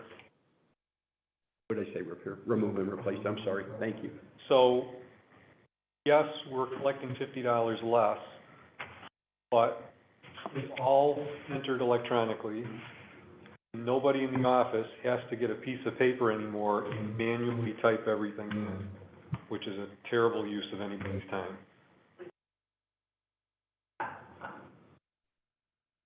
I think it's great, because I think we should be looking for all opportunities to make good use of technology. There's no part of me that wants to reduce our village staff, but there's all parts where how do we get technology so the village staff can work on hiring more interesting, more complex. Exactly. Well, the other thing too is there's opportunity cost here. So if they're not doing permitting, they're gonna be doing something else. Right. So. Greg, in this where you say, or increase from time to time in several places, is that, something you can do, or is that board action anything that's gonna modify the code in regard to, increases has to go before the board. Yeah, the provisions that you see with the additions on the or increase from time to time relate to deposits. And those are gonna be based on the magnitude of the project or something like that. We have a base amount. And for example, somebody makes a deposit and it becomes more complicated. And as a result, additional expenses are incurred. The manager has the right under the code currently and now expressly to adjust the deposit to increase to make sure we're covering our costs. Okay, so it doesn't take board action. No, we already have that occurring under our code. This is to make it express in the code language that administrative action is clearly authorized. And I thought you were referring to something else, Trustee O'Reilly. Okay. Okay, so we can go around the horn here really quick, but just so we understand this, there's a benefit by waiving this, that if you submit it via paper, you're gonna get charged the fee. If you submit it electronically, you won't. So the benefit to us is, the workflows become electronic, and it probably covers itself in wages, right? And it's probably a break even when you consider labor. I don't know if you said that there, but. He put it in his manager memo, it's not quite break even, No. but it's Oh, so absolutely calculated offsets 30,000 and 39, so It nine actually thousand. offsets partially. Partial, okay, got it. And well, I think what's most important about this is us being able to expedite the whole permitting process, not only from that, but also with the inspections and with also the virtual inspections. You know, Mundeline's done a great job of every time I ask something, they try to find a way to make it happen, and then try to make it happen in a Longorian sense, keeping the eye on what our expectations are. We talk about, the board has told me from day one how cumbersome the permitting process is here in the village. So I think this is our first swing at the bat. You know, we've got a long way to go on a lot of things, zoning code changes and language code changes, but this is our first swing at the bat that I think is going to have a really noticeable impact. So can I just say one silly thing though? So if we wanted to break even on it, we would have to charge $12.50 versus $50, right? Yes, that is correct. This is a better customer. That is correct. That is absolutely correct. Okay. There was one hiccup, there, at one point in time, there was some cumbersome handoff on the credit card payment. Has that been, I assume that working with Margarita and Mundeline, you've kind of gone through that process? Because there was a thing where if you did they were experimenting in making the credit card payment online, there was then an email to Margarita that said the receipt. Is that still part of the process? I can't tell you.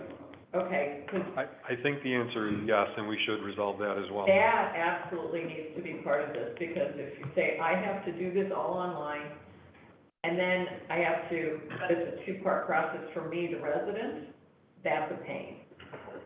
You can't pay right then, you have to send a check and Well, pay no, later. you pay online, but it doesn't come all the way through. I see. The system, there's like parts of the system that weren't talking. Got it. So the bridge was send an email with your digital receipt. Got it. At one point, that was, Okay. So with this change, who are we harming? By that I mean, I think everybody has a computer of some sort, but, and then I don't even know how we even answer that question. I think that's Greg was talking about. Thank you. There are seniors that, they just can't. Those are Be accommodated. right. Those are the one-offs, and I talked to staff, and we've already discussed how we would address those. Okay. I mean, we're going to meet the need of the resident. I mean, that's the bottom line. We're going to meet the need. We're not gonna say, too bad, if you can't apply online, you're out of luck. Right. That's not something we're gonna do. So let me just start. Bobby, your thoughts on this? What do you think?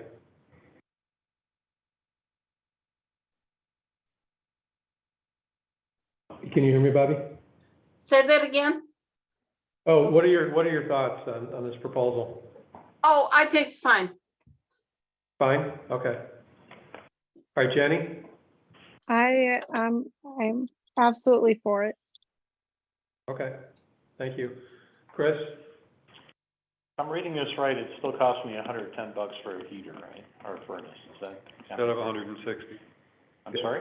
Instead of 160. Still pays the inspection. And, Don't we pay $50 for the inspection or 45 or something, right? So and we're also, we're going to take inspections and instead of having one or two, to turn around and have unlimited inspections, so you're not charged multiple on the inspections. That's something we're working on as well. assuming you need a multiple inspection. Correct. All for it, keep up the good work. Okay. Ann, your yes? All for it, Okay, Ken? keep going. Ken's opposed. Fix it. Okay. Make sure the payment is not coming. So who's making the motion to Yeah. approve that? I'd like to make a So motion. moved. Okay, so I who's, think I was first. Kent was first, moved by trustee Tanucci, Second. seconded by trustee O'Connor. Sorry, Bobby, I think it was the phone delay. I'm wounded. Go ahead, roll call. Trustee Tanucci. Aye. Trustee O'Connor. Aye. Trustee Borowski. Aye. Trustee Chris Meyer. Aye. Trustee Micho. Hi. Trustee O'Reilly. Aye. All right, motion carried. All right, now for the next agenda item.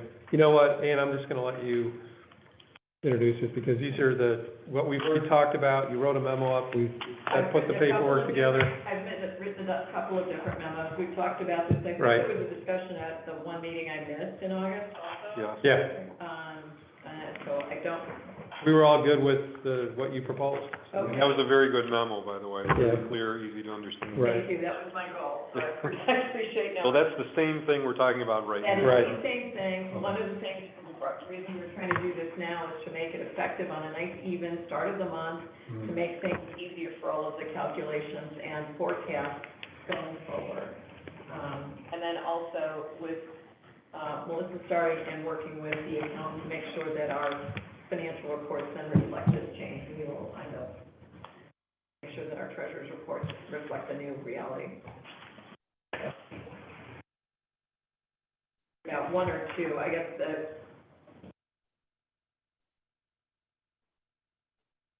we have one or two on this one. Two. Two.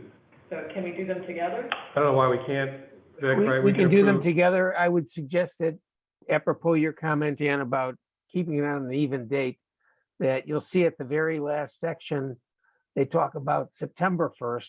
Let's make that October 1st. Just the difference because of the pushing from this on the August agenda to the meeting tonight. And then all the dates in the paperwork have to be updated for Yeah, all July. the dates will have to be, Yeah. No, updated on none, that. actually, other than the approval dates, nothing needs to be changed, just the effective date. Yeah, the Okay. rest of the dates will be, the payments will be due on December 1st, and that drives Right. a lot of our. So that'll just mean how much interest is accruing between when it becomes effective and the payment date. Oh, okay, but the dates in all the documents where it says published on, Yeah, all of whatever those will date be you are. addressed based on when you actually approve it, if it's tonight. that's what I'm But saying, in okay. terms of the substance of the ordinances, the only two dates that need to change is in the effective date provision. If you notice, they said effective upon approval, but not until September 1st. That was because we were expecting to approve it sometime in August, and we wanted to have it start on a first of the month. So I would just simply suggest we make that, instead of September 1st, October 1st. I agree, and so what that'll mean is just that the very first, it'll be 2 months, October and November, for the first payment of December 1st. Okay, So I would move that, we approve the ordinance for the amendment and restatement of tax income and allocation revenue bonds for the Series A bonds and the Series B bonds. moved by trustee Kritzmeyer. Second, Can I? Okay. Seconded by trustee O'Reilly. You okay with that? Okay. Roll call, please. Trustee Chris Meyer. Aye. Trustee O'Reilly. aye. Trustee Borowski. Aye. Trustee Micho. Hi. Trustee O'Connor. Aye. Trustee Tanucci. Aye. Okay, motion carried. Moving along to president and trustee reports. I don't really have a report for myself, but only that Barbara Cliff said that the Tri-County Access Project was removed from CMAP's regionally significant project list, which is good, so. That was its last living vestige. Yeah, Was it? Okay. yeah, so that came in yesterday, so she texted it and it was an email, so. Other than that, that's all I have. Trustee Borowski, do you have a report? Nothing significant to report. SWACO meeting mostly uneventful. Trash generation this past year was still very high, and that's because people are, staying home still as opposed to bringing garbage to the office or generating garbage in the office. And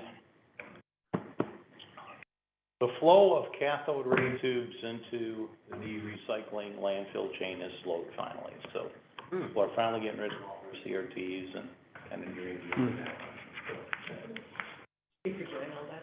Oh, yeah, it was riveting. So are their residential collections up and their commercial collections are down? Exactly. Oh, Yeah, because people are still at home and generating garbage at home and. Yeah, that's gonna change quickly, because like our company, you've got 3 days a week, it's mandated now, so. I'm still 50-50 on their ability to pick up my yard waste with appropriate stickers. I fall half the time. Even with the stickers. Sorry. Well, Anything else, Chris? No, thank you. I've got a truck, I'll pick it up. Anything else, Chris? on my, No, thank you. on my street, the trash guy takes it if the landscape guy missed it. All right, more trash talking, we're gonna move to trustee Chris Meyer. the only thing Greg and I've talked, haven't seen a draft of your audit. I just found out I'll probably have to miss the second October meeting, so maybe we could do first October, that would be great. Nothing. Thank you. Trustee Michaud? No report. Thank you. Trustee O'Connor?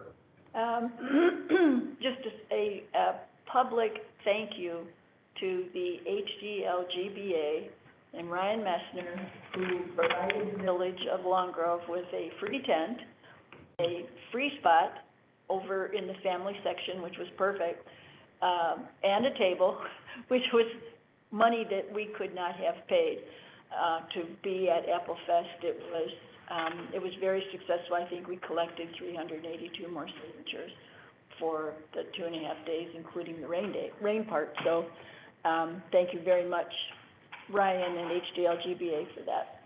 Signatures for what? Oh, for the petition that I'm going to bring in the next meeting. We're trying to, well, refresh your memory.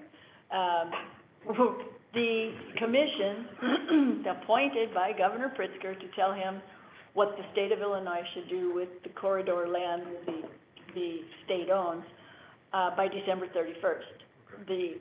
There, I don't know how many entities, like 27 entities, public entities on the commission. Oh, it's not that many. I don't know if there's 18 or 19. Oh, okay. Yeah, whatever it is, yeah. Including the mayors of each town, anyway, and so we have to give them a response. And we are close, would you say close to consensus? Yes. On the commission that the recommendation would be to move the land from IDOT's file cabinet and to Department of Natural Resources file cabinet.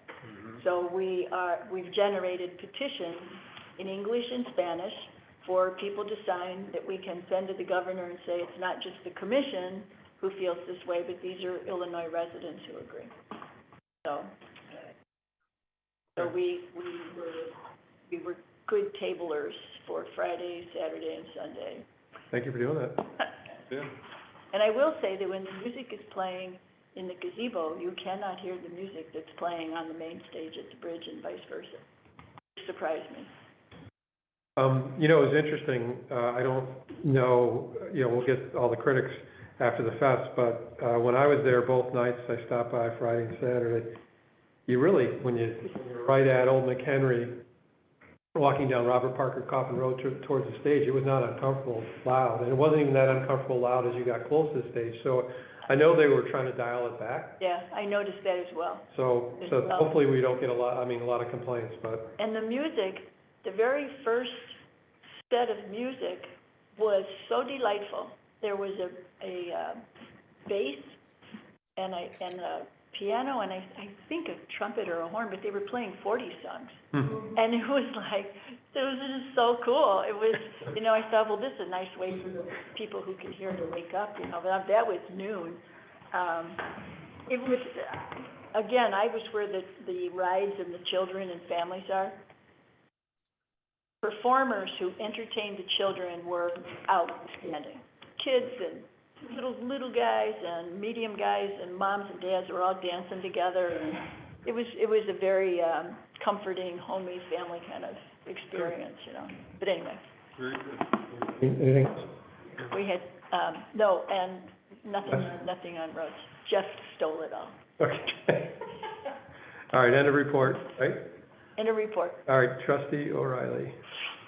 I don't have an actual report, but I would suggest that we kind of formalize the thank you to Ryan and, I will. and suggest that we'll be asking again in the future for the village to have a tent. And so that's just a suggestion. And then on the 53 minutes, I was surprised at how frank they were, how kind of honest they were, and how Barbara really kind of earns her pay in She earns speaking pay for us. Yeah, I don't know anybody who works harder than she does. But that she's in the minutes and it is really quite remarkable. That's all. Thank you, Bobby. Trustee Tanu. Oh, anything else, Bobby? You said that was all, Oh, right? one other thing was, I think this is the first year that the stage has that sound curtain on it. And I wonder if that was real effective. That was Well, something they added to the stage. Know a critic that's just a little bit west of there we can ask, so. Nothing, I nothing to report. I will say that, the speed of traffic on Robert Parker Coffin from the bridge to Old 53 scared the daylights out of me. I parked in Tony Dean's driveway because I had permission to go back and forth. And people coming out of the church parking, I'm walking on the shoulder, right? I mean, the shoulder's like this big.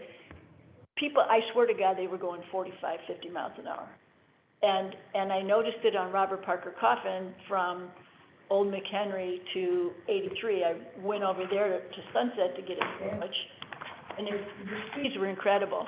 And I know that the police were busy watching pedestrians and stuff, but it's like, holy cow. Maybe during fests, temporary traffic calming would be just for that reason, because there are people walking.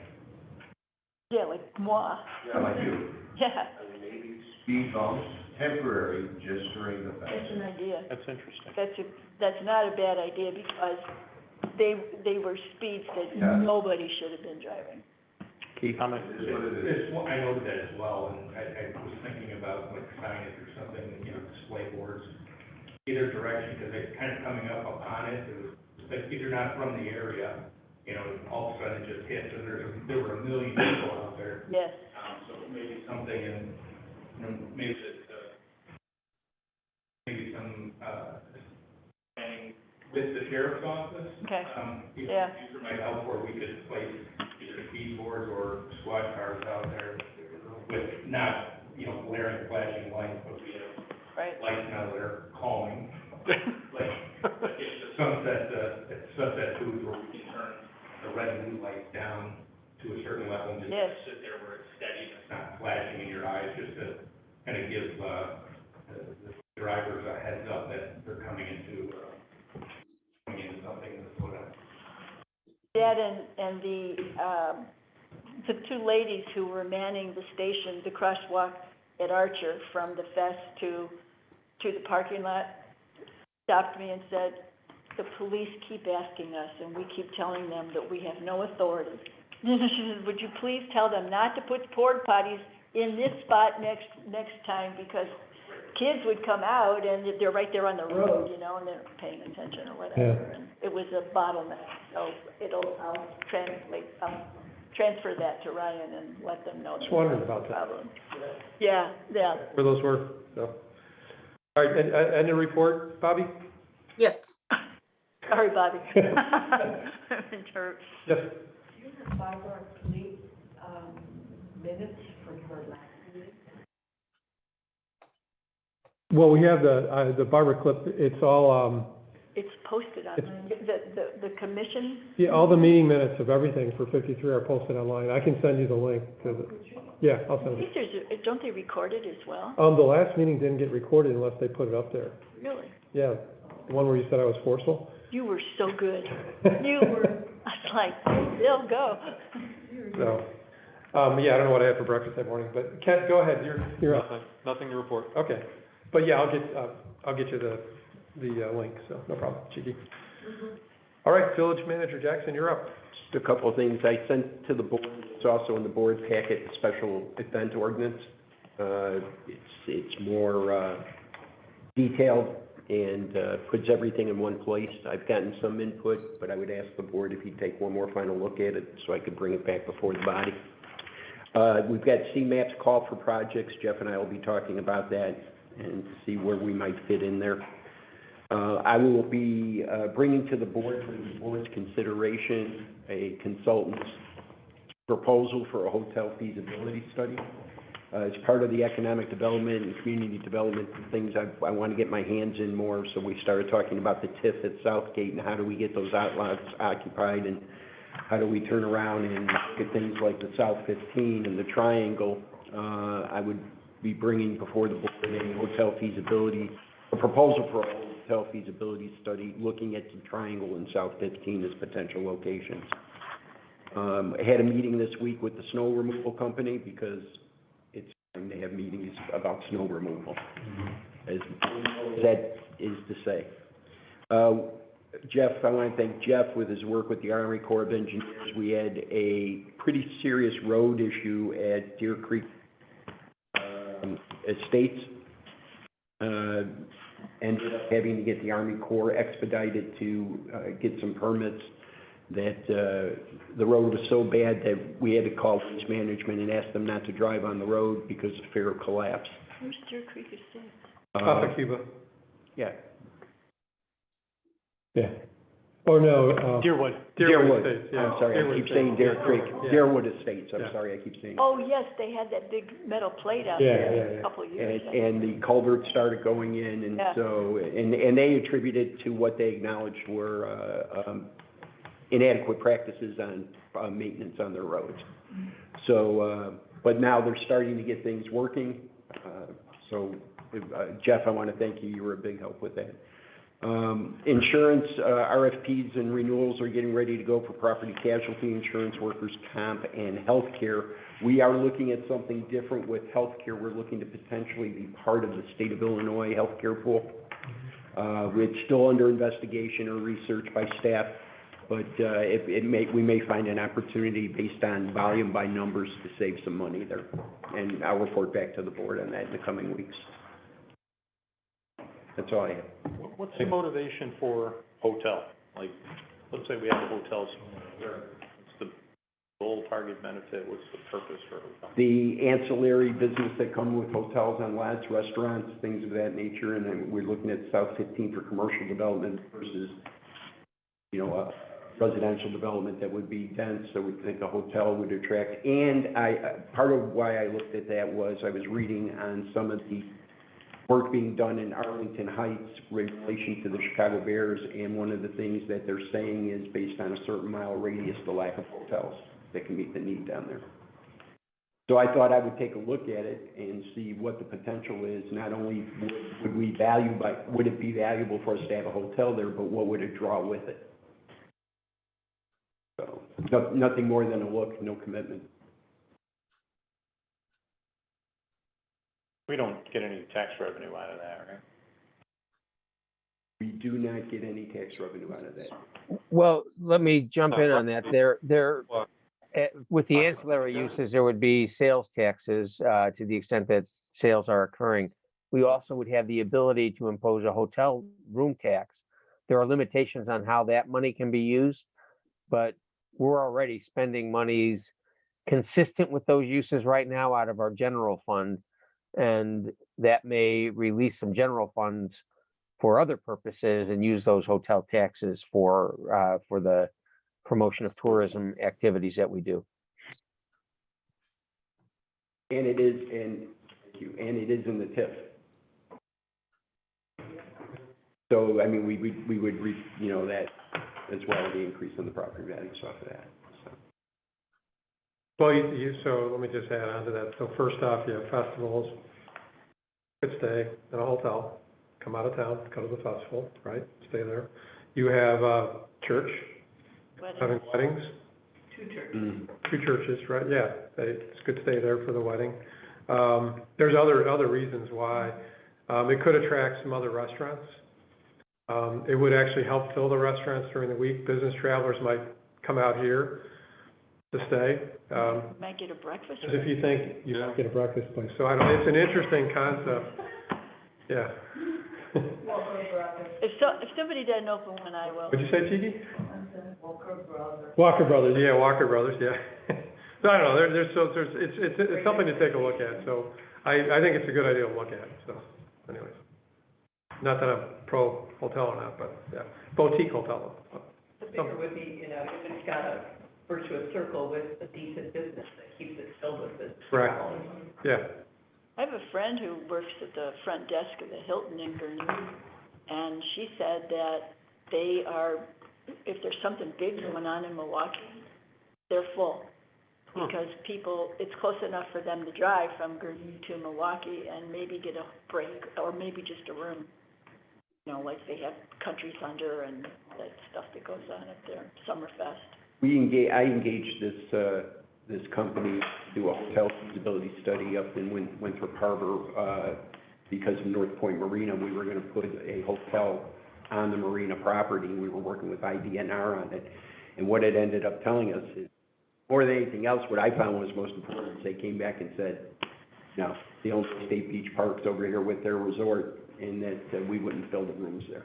Mm-hmm. So, I mean, at least it took something off the board for us that we were looking at, and we said, okay, because we were convinced it belonged there, but the people who know that stuff said, no, it's not. Fair. So. Fair. And the Bears, try getting a hotel room in Green Bay. With all due respect, I'd never go. All right, so. No, that's sure. Anything else, Greg? Anything else? No, sir. Anybody else? If not, then, I guess we're looking for a motion to go into executive session. Helping with respect for, which do I need to call out here? I think, as far as I know, the only ones that we actually need to cover would be the pending or threatened litigation, review of executive session minutes, and semi-annual review of executive session minutes. Do you want to make that motion? Oh, I can make the motion, sure. Go ahead. Go into executive session to discuss pending or threatened litigation. Yes, and the executive session minutes. Executive session minutes discussion, audit or review. Yeah, for both the annual and, right? Yep. That's right, the semi-annual review of Correct. executive session. Okay. All right, so moved by trustee Kritzmeyer, Second. seconded by trustee O'Connor. Roll call, please. Trustee Kritzmeyer. Aye. Trustee O'Connor. Aye. Trustee Borowski. Yes. Trustee Micho. Aye. Trustee O'Reilly. Aye. Trustee Panucci. Aye. Okay, thank you. I'm now gonna put it Thank you. executive session here. Thanks, everyone.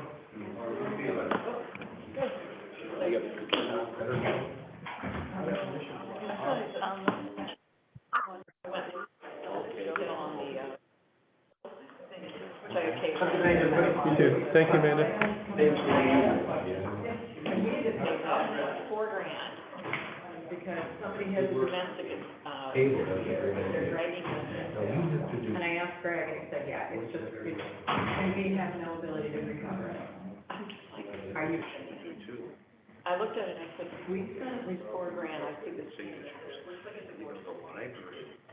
Because One is using us, issuing subpoenas and FOIAs to basically throw roadblocks between her and the other attorney. You can ask him, but I'm just like. It was reprehensible. Like, we have, are you telling me we have no recourse? I turned around and literally asked for me not do the FOIA, so.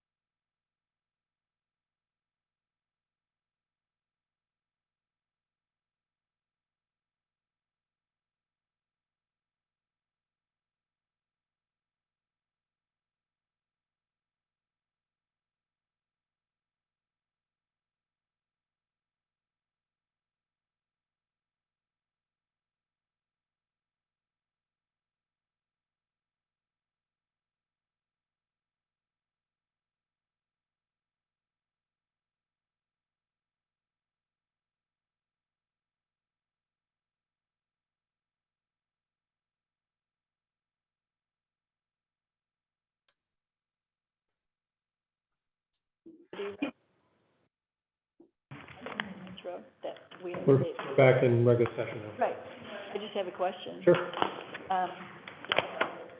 On a property that was rights to utilities underground because of the tree line? Easement, yeah. Yeah. Would that include a solar field? Don't know. Well, we don't allow them, you know. Sure. Just to use the power, whatever. Like the Take the south, solar off someplace. Yeah. like, Rita, in terms of the easements, it might depend on the language of the easements themselves and who owns the facilities relating to the solar fields. So, you know, you're gonna have to take a look at the particular documents to confirm that. power to South 15. Oh, I see. So do we need to move but not approve or not? So, yeah, so let's keep it, yeah, so we have the executive session, consideration, approval, and retention of the confidentiality of the executive session minutes from all these dates, right?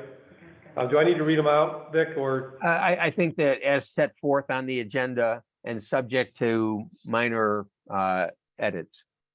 did you hear that? Is that is that the motion you're? Yes. Okay, moved by trustee Borowski. So should we say the correct words here? No, he said we don't have to.